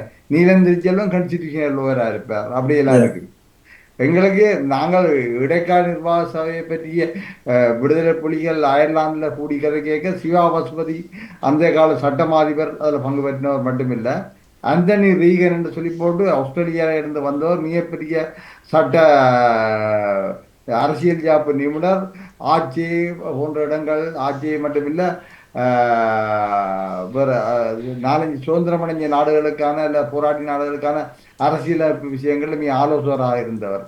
அதே மாதிரி கென்யாவில் இருந்து ஒரு பேராசிரியர் வந்திருந்தவர், அவர் பேரை டக்குன்னு மறந்துட்டேன். அவர் கூட அந்த அப்படி எங்களோட தமிழ் மக்கள் சாராதவர்கள். எனவே எங்களுக்கு நிரம்ப வளம் இருக்குது எங்கிற கையில். நாங்கள் இப்போ சுதந்திரனில் உள்ள கெட்டித்தனம் விட தனக்கு கிடைக்கிற ஒரு சொல்ல கூட ஆர்டிகுலேட் பண்ணணும். டக்கண்டு பெருசாக ஆர்டிகுலேட் பண்ணி அதை மார்க்கெட் பண்ண பிடிக்கிறமே தவிர உண்மையாக சுதந்திரனுடைய சட்ட அறிவை நான் கான்ஸ்டிடியூஷனல் சைட்லேயோ அரசியல் சைட்லேயோ நான் சொல்ல மாட்டேன். தேசியம் சார்ந்தோ அல்ல ஒரு பரந்த அளவில் அவருக்கு அந்த விடயம் இருக்குன்னு நான் சொல்ல மாட்டேன். எனவே எங்களுக்கு அந்த இதில் தெளிவாக சிந்திக்கக்கூடிய இளந்தலைமுறை இன்றைக்கு இருக்குது, வெளிநாடுகளில் நிரம்ப இருக்குது. எனவே அந்த தலைமுறை சிந்திக்கும், அவையோட சேர்ந்து நாங்கள் எங்களோட பிரச்சனையை சொன்னால் உடனே எங்களுக்கு வளம் தருவார்கள். எங்களுக்குள்ள பிரச்சனை எங்களுடைய மூத்த அரசியல்வாதிகள் என்று இருக்கிறவர்கள் முன்னாலும் இருந்தவையல் அல்ல முன்னாலும் பிரதிநிதிகளாக இருந்தவையோட பிரச்சனை என்றால் அவைகள் லிசன் பண்ண ரெடி இல்லை. அவையில் நீங்கள் என்ன ஆலோசனை கொடுத்தாலும் அதை மண்டைக்குள்ளே உள்வாங்க மாட்டோம். எங்களுக்கு தெரியும், நாங்கள் அப்படிதான் யோசிக்கணும் இப்படிதான் யோசிக்கணும்னு சொல்ல கலந்து போகிற நிலைமை ஒன்று இருக்கு. இப்போ புலம்பெயர் தேசத்திலே இப்போ நாங்கள் இந்த பொதுச்சபை பற்றி காய்ச்சினாங்க, பொதுமக்கள் சபை. இன்றைக்கு கூட நான் நீலாந்தனோட காய்ச்சினா, இன்றைக்கு நான் கணேசலிங்கம் நீலாந்தன் 3 பேர் கதைக்க போகிறோம். என்னென்னா நாங்கள் கடந்த அவசரத்தில் செய்த ஒரு விடயம் தான் இந்த கடந்த ஜனாதிபதி தேர்தல் இடத்துல செய்த ஒரு விடயம். அந்த நேரம் உள்ள குடிசார் சமூகம்னு சொல்லி எல்லா என்ஜிஓக்கள் சிவில் சமூகம் எல்லாத்தையும் உண்டாக கூப்பிட்டு ஏதோ ஒரு வேலை அவசரமாக ஒரு பந்தல் போட்டோம் நாங்கள். ஆனால் அதில் உள்ள பலவீனங்களை நாங்கள் எப்படி மீள மதிப்பீடு செய்திருக்கிறோம். எனவே எங்களுக்கு அடுத்த கட்டமாக நாங்கள் அப்படி ஒரு அமைப்பு வேணும். ஆனால் அப்படி ஒரு அமைப்பு அது ஒரு அரசியல் பிரச்சையும் ஒரு இயக்கமுமாக இருக்க வேணும், பொலிட்டிக்கல் மூவ்மெண்ட்டாக இருக்க வேணும்ன்றதுல நாங்கள் கொஞ்சம் தெளிவாக இருக்கிறோம். சும்மா வெறுமனே என்ஜிஓக்களாக இல்லை சமூக இயக்கம் என்ற பேரால் பிரதிநிதித்துவம் கொடுக்குற ஒரு அமைப்பாக நாங்கள் இருக்க முடியாதுன்னு சொல்லி இப்போ விவாதித்து கொண்டிருக்கிறோம். விரைவில் நாங்கள் ஏதோ ஒரு வடிவத்துக்கு கொண்டு வந்து எல்லாரையும் புலம்பெயர் தேசத்திலையும் உள்ளூரில் இருக்கிற எல்லாரையும் இணைச்சதாக செயற்பாட்டாளர்கள் சிந்தனையாளர்கள் ஆக்ரோஷமாகவும் ஆக்கபூர்வமாக சிந்திக்கக்கூடியவர்களை கொண்டு வரக்கூடியதாக இருக்கும்ன்றது. மற்றது நான் இதில் போட்டிருக்க அந்த ஸ்கெட்சை நான் தேவையான உங்களுக்கு இதாக ஷேர் பண்ணுவேன் இங்கே விடுறதுக்காக. இதுக்காக ஷேர் பண்ணால் நான் அனுப்பி விட்றேன். வெளியில் இன்னும் கொடுக்கல, இப்போ உங்களுக்கு தான் ஃபஸ்ட் டைம் நான் இதை தரப்போகிறேன். அடிப்படையில் இது இன்னும் என்லாஜ் பண்ணணும்னு அடுத்தடுத்த பொசிஷனாக நான் கொண்டு போகலாம். ஏன்னா ஜேவிபி ஆட்சிக்கு வந்திருக்கபடி அவையில் நாங்கள் என்கேஜ் பண்ண வேணும்ன்றது முக்கியம். என்கேஜ் பண்ணுறதுன்றது சரணடைகிறதுன்ற அல்ல, அதுக்காக இறந்து கேட்கறது கன்ஸ்ட்ரக்டிவ் டயலாக். அந்த கன்ஸ்ட்ரக்டிவ் டயலாக்ல போய்க்கின்ற இப்போ நீங்கள் சொன்ன மாதிரி ஜேவிபி ஒரு ஸ்ரீலங்கா அண்ட் ஐடென்டிட்டிக்குள்ள வரைக்குள்ள இந்த பரமசிவன் கலந்து பாம்புமே எடுத்தான். அதாவது அவையில் மெஜாரிட்டியாக இருந்தோன்னு சொல்லலாம். மெஜாரிட்டியாக இருந்தோன்னு சொல்லக்குள்ள நடக்க முடியுதுனால் நாங்கள் ஒரு லிட்டர் கோப்பிக்குள்ள ஒரு கப் பாலை கலந்தா நடக்கும். அந்த பாலின் எந்த இதுவும் இருக்காது. அதுபோல தான் இது 72 வீதமான மக்களோட 12 வீதமான மக்கள் இணைய தேசிய இனங்களை என்ற வரைக்கும் அங்கே ஒரு அசிமிலேஷன் ப்ரோசஸ் நடக்கும். அந்த அசிமிலேஷன் ப்ரோசஸ் தான் அங்கே உள்ள ரிஸ்கான விஷயம். ஏன்னா அங்கால அந்த 72 வீதமான மக்களின் தங்களுடைய தேசிய இனத்துவ சிந்தனையிலிருந்து வெளியில் வர இல்லை. எனவே மற்ற ஜேவிபி சொல்லுற மாதிரி நாங்கள் தேசிய அடையாளங்களை எல்லாம் இனத்துவ அடையாளங்களை எல்லாம் விட்டு போட்டு இலங்கையை உண்டு சேர்ப்போம்னு சொல்றது பொய்யேன்னுண்டா சிங்கள பௌத்த தேசிய மக்கள் இந்த உலகத்துள்ள அருகி போன இனம், அந்த அருகின இனத்தை இன அடையாளங்கள் இல்லாமல் அழிஞ்சு போகிறதுக்கு நாங்களும் தயாரா இல்லை. மன்னிக்க வேண்டும். நீங்கள் அந்த சொன்ன அசிமிலேஷன் என்றதுக்குத்தான் உதாரணத்துக்கு மாத்தறையில தெரிவு செய்யப்பட்ட அந்த பெண்மணி சரோஜா போல்ராஜ் எடுத்துக்கொள்வோமா இருந்தால் உண்மையில அவ சிங்களத்துல சத்திய பிரமாணம் செய்திருக்கிறார். நீண்ட காலமாக அந்த ஜேவிபியோட இருந்து வேலை செய்திருக்கிறார். இவர்கள் எல்லாம் பெயராய் இருக்கலாம். ஆனால் நாங்கள் எதிர்பார்க்கின்ற வடக்கு கிழக்கு மக்களுடைய சுயாட்சியோ அல்லது சமஷ்டி ஆட்சி இப்படியானவற்றின் தேவைகளை அவர்கள் அறிந்திருப்பார்கள் என்று நான் நினைக்கவில்லை. நிச்சயமா அந்த அதாவது அப்ப என்னன்னு சொன்னா நான் ரொம்ப தூரம் பயணிக்க வேண்டி இருக்குது. அவைகளோட கோவிச்சு கொண்டு நாங்க இருக்கையில அவைகளோட என்கேஜ் பண்ணுவோம். அதே வேளையில் எங்களை நாங்கள் கட்டமைப்போம். ஒரு தேசிய சபையாக கட்டமைப்போம். நாங்கள் இந்த மக்கள் சபைன்னு சொன்ன இன்னொரு பெரிய பரிமாணத்தை தேசிய சபையாக கட்டமைப்போம். நாங்கள் எங்களுக்கு இப்போ யோசிச்சு பாருங்க, சம்பந்தன் ஐயா இருக்கும்போது முதல் அந்த காலத்தில் தமிழிசை கட்சி தமிழ் விடுதலை கூட்டணி இருக்க மிகப்பெரிய ஆவணம் இருந்தது, நூலகம் இருந்தது. எங்கே அது இல்லை, ஆனந்த் சங்கரி தூக்கிட்டு போயிட்டுது. ஆனந்த் சங்கரி தூக்கிட்டு போனது இப்போ அது திருப்பி ஒரு பொது பயன்பாட்டுக்கு வர இல்லை. சரிதானே? பிறகு வெப்சைட்டுக்குள்ள சத்யேந்திரா ஒரு ரெக்கமெண்டேஷன் சொல்லி ஞாபக டாக்குமெண்டேஷன் ஞாபக ஒர்க் எல்லாம் செய்தது. பிறகு நடந்தது, அவர் கொஞ்சம் மன விரக்தி அடைஞ்சோன்னா அதை அப்படியே போட்டு எடுத்து மூடிட்டு போயிட்டார். சரியோ, புலிகள் சமாதான ஜெயலலிதா சேர்த்து வைத்திருந்த எவ்வளவு ஆவணம் சண்டையோட காணாம போயிடுது. கொஞ்சம் திக்கா இருக்குது. இப்போ நடக்கிறது ஒவ்வொரு சம்பந்தனிக்கா தான் கடைசியாக கொஞ்சம் ஆவணங்களை சேர்த்து வச்சிருந்தவர். ஆனால் இன்றைக்கும் அதை ஒருத்தருக்கும் கையளிக்கல. என்ன நடக்குதுன்னா இதுதான் பிரச்சனை. எங்கள்ட்ட இருக்கிற எல்லா ஆவணங்களும் எங்களுடைய தகவல்களும் எங்களுடைய இதுகள் எல்லாமே என்ன நடக்குன்னு சொன்னார், இப்படி தனிமனிதருடைய முறப்பொடிக்குள்ளே அல்ல தனிமனுடைய அந்த இதுக்குள்ளே போய் காணாமல் போய்கொண்டே இருக்குது. நாங்கள் இந்த விஷயங்கள்ல இப்போ டிக் தமிழ் இன்ஃபர்மேஷன் சென்டர்னு சொல்லி நாங்கள் லண்டனில் வச்சு உருவாக்கினாலும் கூட அது எந்த அளவுக்கு பொது பயன்பாட்டுக்குள்ளே வந்து பயிரக்கூடியா இருந்ததுல எங்களுக்கு நிரம்ப கேள்விகளும் இருந்தார். நண்பர் தான் அவர், என்றாலும் அந்த கேள்விகள் இருந்தது. இந்த விஷயங்களில் நாங்கள் அப்படி ஒரு சென்டரை நாங்கள் உடைய அமைக்க வேணும். அதை விட நாங்கள் அதுக்கான ஒரு புலமைசார் கட்சி அலுவலகம் அல்ல, ஒரு தமிழ் தேசிய சபைக்கான ஒரு மையத்தை நாங்கள் ஏதோ வகையில் உருவாக்க வேணும். முதல் நீங்கள் இந்த வழியிலிருந்து அரசியல் கட்சியிலே காசு கொடுக்கறத நிப்பாட்ட வேணும். முதலாக நிப்பாட்டி ஒரு அழுத்தத்தை கொடுக்கணும். அவையில் அதிலிருந்து வெளியில் வர வேணும் என்று சொல்லி போட்டோம். இப்படி கணக்க விஷயங்கள் நாங்கள் செய்ய வேண்டி இருக்குது. நான் நினைக்கிறேன் உங்கள் நேர மட்டுப்பாடு முடிகிறபடியே நான் சுருக்கமாக முடிக்கிறேன். இந்த மைண்ட் மேப்பை நான் உங்களுக்கு ஷேர் பண்ணுவேன். தயவு செய்து நீங்கள் என்ன செய்யுங்க சொன்னால் யோசிச்சு பாருங்க, இது எப்படி எல்லாம் பண்ணலாம் வந்து. இது ஒரு ஃபர்ஸ்ட் வெர்ஷன் தான். சிங்கிள் டாக்குமெண்ட் மாதிரி, சிங்கிள் ஒற்றை ஆவணம் மாதிரி எல்லாரும் ஆட் பண்ணி கொண்டு போகலாம். இது நான் இப்போ விட்டுன்னா இப்போ ஜேவிபியோட நாங்கள் கதைக்கிறேன்னு சொன்னார் என்னென்ன விஷயங்களை பற்றியெல்லாம் அவங்களோட கதைக்க வேண்டி இருக்குன்றதை இதன்றதுக்கான ஒரு சின்ன ஸ்கெட்சாக தான் இதை போட்டிருக்கேன். ஒருக்கா பாருங்க. இப்போ இந்த குரூப்புக்கு மட்டும் நீங்கள் வச்சிருக்கோம். நான் ஒருத்தரோட ஷேர் பண்ண இல்லை, இதுக்கு இருந்து நீங்கள் எக்ஸ்பிளைன் பண்ணி கொண்டு போக எப்படி நான் கதைக்கிறேன்னு பார்ப்போம். இது ஒரு இமெயில் சிவா இல்லாட்டி இமெயிலே அனுப்பி விடுறோம். ஒரு நாளைக்கு அனுப்பி விடுறேன் இப்போ உடனே. ஓகே. நன்றி திரு செல்வன், அருமையான கருத்துக்களை கூறியது. இன்றைக்கு இதில் நாங்கள் கவனித்த முக்கியமான விஷயங்களை வைத்து ஒரு எக்ஸ்பர்ட் பேனலுடனான ஒரு சந்திப்பை நாங்கள் ஏற்படுத்துவோம். ஏனென்றால் எங்களுக்கு 2009 பின் கிட்டத்தட்ட 300 மேற்பட்ட இன்டலெக்சுவல் யூகேயில் நாங்கள் முகம் கொடுத்த நாங்கள் ஒரு 5 பேரை 5 கனடா, ஆஸ்திரேலியா, யூரோப், யூகேன்னு ஒரு 5 பேரை கொண்ட எக்ஸ்பர்ட் பேனலுடன் ஒரு டிஸ்கஷன் ஒன்றை நாங்கள் நகர்த்துவதற்கு ஒரு 2 வீக்ஸ் டைம் தந்தால் நாங்கள் அவர்களுடன் தொலைபேசியில் கலைத்து ஒரு வடிவத்துடன் ஒரு சந்திப்பை மேற்கொள்ளலாம் சூமில் என்று நான் நினைக்கிறேன். உங்களுடைய கருத்தை சொல்லும். நல்ல விஷயம், அதை செய்வோம். நாங்கள் பலருடைய ஒத்துழைப்பும் இதில் இருந்தால் தான் அதை சாத்தியப்படுத்தலாம். இவர்களுடைய கண்டாக்ட்ஸ் எல்லாத்தையும் உங்களுக்கு இப்போ தயாபரன் போன்றவர்கள் எல்லாம் நாடாலேருந்து ஆட்களை எடுக்கிறதுக்கு உதவி செய்யலாம். ஏனென்றால் போசன் உங்களுக்கு தெரியும், பரதர் இருக்கும்போது இலங்கை தமிழர் தேசிய அவை ஒன்று நிறுவுவதற்கான ஒரு வேலை திட்டம் செய்து பார்த்தினாங்க. அது சில காரணங்களால் பின்னர் அவர் இறந்து விட்டார். அது தொடர்ச்சி சில செய்ய முடியாமல் போய்விட்டது. ஆகவே நாங்கள் மீளவும் தமிழ் மியூசியம் சென்டருக்குள்ளே சில ஆவணங்கள் இருக்கின்றன. அது இன்ஃபர்மேஷன் சென்டர் டைரக்டர்ஸ் பெர்மிஷனுடன் நாங்கள் இதற்கு எந்தெந்த தகவல்களை இவர்களுக்கு தேவையோ அதை கொடுக்கக்கூடிய மாதிரி இருக்கும்னு நினைக்கிறேன். அந்த பேரை டிஜிட்டலைஸ் பண்ணியாச்சு. இனி அதை எப்படி பொது பயன்பாட்டுக்கு கொண்டாடுறதை பற்றி தான் இந்த நிதி வளம் தான் எங்களுக்கு பெரிய பிரச்சனையாக இருக்குது. அப்போ அது காலப்போக்கில் செய்யப்படும், விரைவில் செய்யப்படும் என்று கூறிக்கொள்வேன். இனி யாராவது சுருக்கமாக ஒரு நிமிஷத்தில் ஏதாவது சொல்ல விருப்பம் சொல்லலாம். நான் இதில் ஒரு கருத்து சொல்லுவேன். இப்போ நாளைக்கு இதில் பங்கு பெற்ற எல்லாத்தையும் பார்த்தாக்க இதில் அந்த முகத்தோட்டத்து உருவத்தோட்டத்தில் வந்து தேவரன் தான் இளமால் போல இருக்கு. நாங்கள் எல்லாரும் நான் எல்லாம் எப்படியோ 60+ ஆக இருப்போம்னு நினைக்கிறேன். சரிதானே? எனவே நான் நினைக்கிறேன் இப்ப எங்களுடைய கடமை அடுத்த தலைமுறையிட்ட இதை கையளிக்கிறத பற்றி யோசிக்கிறது. எனவே நாங்கள் உருவாக்க போற சபைன்றதை வந்து அந்த அந்த தலைமுறையிட்ட கொடுப்போம். எங்களுக்கு இன்னும் கூட பல காயங்களும் பல பயங்களும் இருக்கிறபடினால நாங்களும் இந்த ஒவ்வொரு சபையையும் கைப்பற்றுறதைப்படி அல்லது எங்களுடைய இப்படி கனவிரச்சினையால் புலம்பெயர் தேசத்துல தெரியும் ஹைஜேக் பண்ற ப்ரோசஸ் இருக்குது தானே.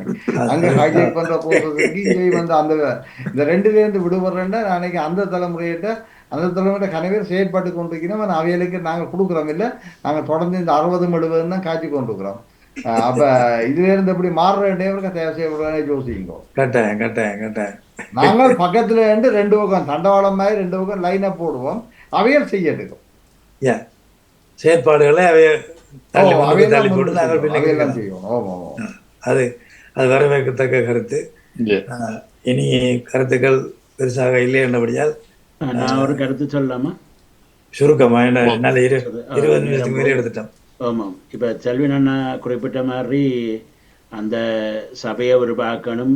அடுத்தது வந்து இளையோர்களை நாங்கள் முன்னுக்கு தள்ளுவோம்ன்றதெல்லாம் சரியான விஷயம். ஆனால் வந்து அது கைடன்ஸ் இல்லாமல் வந்து அது எங்கே போகும்னு இப்போ அர்ஜுனா என்ற ஒருவர் வந்திருக்கின்றார், உங்களுக்கு தெரியும் என்ன மாதிரி போகின்றதுண்டு. அப்படி வேறு விஷயங்களும் இருக்கின்றது. அதில் இதுக்குள்ள வந்து நாங்கள் உருவாக்கும் போது ஓல்டோ நியூவோன்று பார்க்காமல் சுயநலம் இல்லாமல் பொதுநலமாக உருவாக்கப்பட்டு மற்றவர்களை இணைத்து கொள்வோம். அப்போ அதை இணைத்து அவர்களோட சேர்ந்து பயணிப்போம். இளையவர்களும் முதியவர்களும் நடுத்தர வயதுவர்களும் ஒன்றாக பயணிக்கிறது தான் தேசியத்தை வளர்க்க உதவுமே தவிர இது ஆயுத போராட்டம் இல்லை. இளைஞர்கள் கையில் நாங்கள் கையளிப்போம், அவர்கள் தான் திறமாக போராடுவார்கள் என்று. இது அரசியலும் ராஜதந்திரமும் போராட்டம். இதில் நடைமுறைக்குத்தான் கூட இது இருக்கின்றது. என்னென்று சொன்னால் அவர்களுக்குத்தான் அந்த அனுபவம் இருக்கின்றது. என்னென்று சொன்னால் நீங்கள் ஒரு இடத்துல போய் அனுபவம் இல்லாதவர்கள் எவ்வளவுதான் படித்திருந்தாலும் படிப்பதன் இந்த காலத்தில் படிப்பென்றால் என்ன, குமாஸ்தா வேலை மாதிரித்தான் அதைத்தான் வெள்ளக்காரன் கொண்டு வந்து எங்களுக்கு போட்டு விட்டுட்டு போயிருக்கின்றான். பண்டை படித்தவர்கள் என்று நாங்கள் சொல்லுகின்றவர்கள் அத்தனை பேரும் வந்து அந்த குமாஸ்தா படிப்பை படித்தவர்கள் தான். அவர்கள் வந்து வாழ்க்கையை படிப்பவில்லை. எத்தனை பேருக்கு திருக்குறள் தெரியும், எத்தனை பேருக்கு நாலடியார் தெரியும், எத்தனை பேருக்கு தமிழர்களுடைய அறிவு சார்ந்த இதுகள் தெரியும். ஒன்றுமே இல்லாமல் வெள்ளக்காரன் படிப்பை மட்டும் படித்து போட்டு வந்து படித்தவர்கள் என்று சொல்லவர்களை நான் படித்தவர்கள் என்று ஏற்றுக்கொள்ள மாட்டேன். படிப்பு மட்டும் அது படிப்பில்லை. என்னென்று சொன்னால் அவர்கள் வாழ்க்கையை படிக்கவில்லை, மற்றவர்கள் எப்படி ஏமாற்றுவார்கள் என்று படிக்கவில்லை, பஞ்சதந்திரத்தை படிக்கவில்லை. இதில் எல்லாத்தையும் வந்து இதால் தான் நாங்கள் எல்லாரும் வந்து ஏதோ இப்போ ஏகேடிக்கு பின்னுக்கு போகிற மாதிரி தான் நாங்கள் எல்லார்டையும் பின்னுக்கு போய் கொண்டிப்போம். ரெண்டாலும் வந்து புது ஐடியா சொன்ன உடனே ஓடுவோம் பின்னுக்கு. அதனால் அது அப்படி இல்லாமல் இது அறிவார்ந்த சமூகத்தாலேயும் அறிவார்ந்த படித்தவர்கள் என்று சொல்வது வந்து திருக்குறளை முழுசாக படித்திருக்க வேண்டும். படித்து அந்த இதில் வந்து இருக்கின்ற அப்படியான அறிவு இருக்க வேண்டும். அதாவது வந்து என்னென்ன மாதிரி ஏமாத்துவார் அமைச்சர் என்று சொல்லி அதிகாரம் இருக்கின்ற அதுல சொல்றேன். செல்வின் அண்ணா கருத்துக்கு தான் சொல்லுகின்றேன்.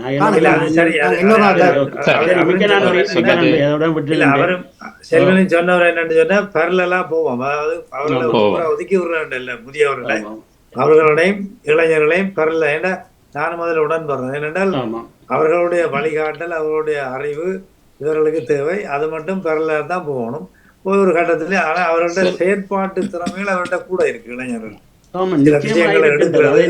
நான் சேர்ந்துதான் போகணும் என்று சொல்றேன். அதை சேர்ந்துதான் பயணிப்போம் என்று கூறிக்கொண்டு ஒரு முக்கிய விஷயம் நண்பர் செல்வன் அவர்கள் ஒரு விஷயத்தை இங்கு பிரஸ்தாபித்தார். சுமந்திரன் ஒரு கான்ஸ்டிடியூஷன் லாயர் இல்லையாண்டு. நானும் அதே ஒப்பீனியனை தான் வைத்திருந்தேன். நீங்கள் வழியில நான் சொல்லவில்லை. நானும் ஒரு சட்டத்தரணி, என்னுடைய முக்கியமான துறையும் அந்த துறைதான். ஆனால் நான் அதை பற்றி வெளியில கதைக்கவில்லை. நீங்கள் கூறியபடியால் நான் இன்று அதை ஓபன் பண்ணுகிறேன்.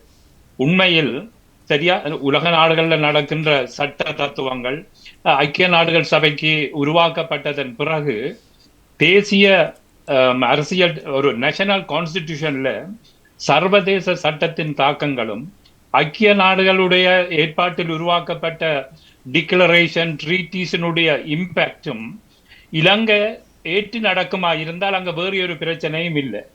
இலங்கை அரசை ஒரு ஜூரிடிக்கல் ஸ்டேட்டாக மன்னிக்க வேண்டும், ஒரு ஜூரிடிக்கல் ஸ்டேட்டாக மாற்றுவது எப்படி என்றதுதான் இன்று எங்களுக்குள்ள மிக முக்கியமான பிரச்சனை.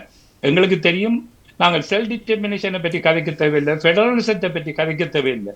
நான் சொன்ன இந்த சர்வதேச சட்ட தத்துவங்களும் ஐக்கிய நாடுகள் சபையினுடைய டிக்ளரேஷன், ட்ரீட்டீஸ், கவர்னன்ஸ் இவை யாவும் இலங்கை அரசு ஏற்று அதற்கு தக்க மாதிரி இலங்கை அரசாங்கத்தினுடைய கான்ஸ்டிடியூஷன் தேசிய அரசியல் சட்டத்தை வடிவமைக்குமாக இருந்தால் எங்களுக்கு அங்கு வேறு நாங்கள் அரசியல் சட்ட நீதியை பற்றியோ அடக்குமுறைகளை பற்றியோ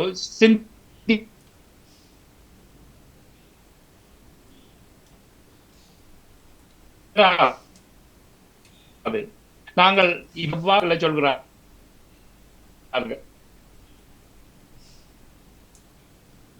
உங்களுடைய இன்டர்நெட் போரா இருக்கு, இன்டர்நெட் நீங்க வீடியோவை க்ளோஸ் பண்ணிட்டு ஆடியோல வாங்க. அப்படி சில பேர் இனவாதி என்கிற மொழிவாக்கங்கள் சர்வதேசத்துக்கு ஏற்ற மாதிரி இருக்க வேண்டும் என்று சொல்லுகின்ற பொழுது எங்களை சுயநிர்ணய உரிமை பற்றி நாட்டை குழப்பி அடிக்க என்று குறைப்பார். இதை இன்னும் ஒரு முறை விவரமாக கத்தித்துக் கொள்வோம். நன்றி நன்றி நன்றி. கேட்கிறதா? இத்தோடு அரை மணி தியாலம் கூட எடுத்து விட்டோம் நினைக்கிறேன். ஆகவே நிகழ்ச்சியை இத்தோடு நிறைவு கொள்வோம்.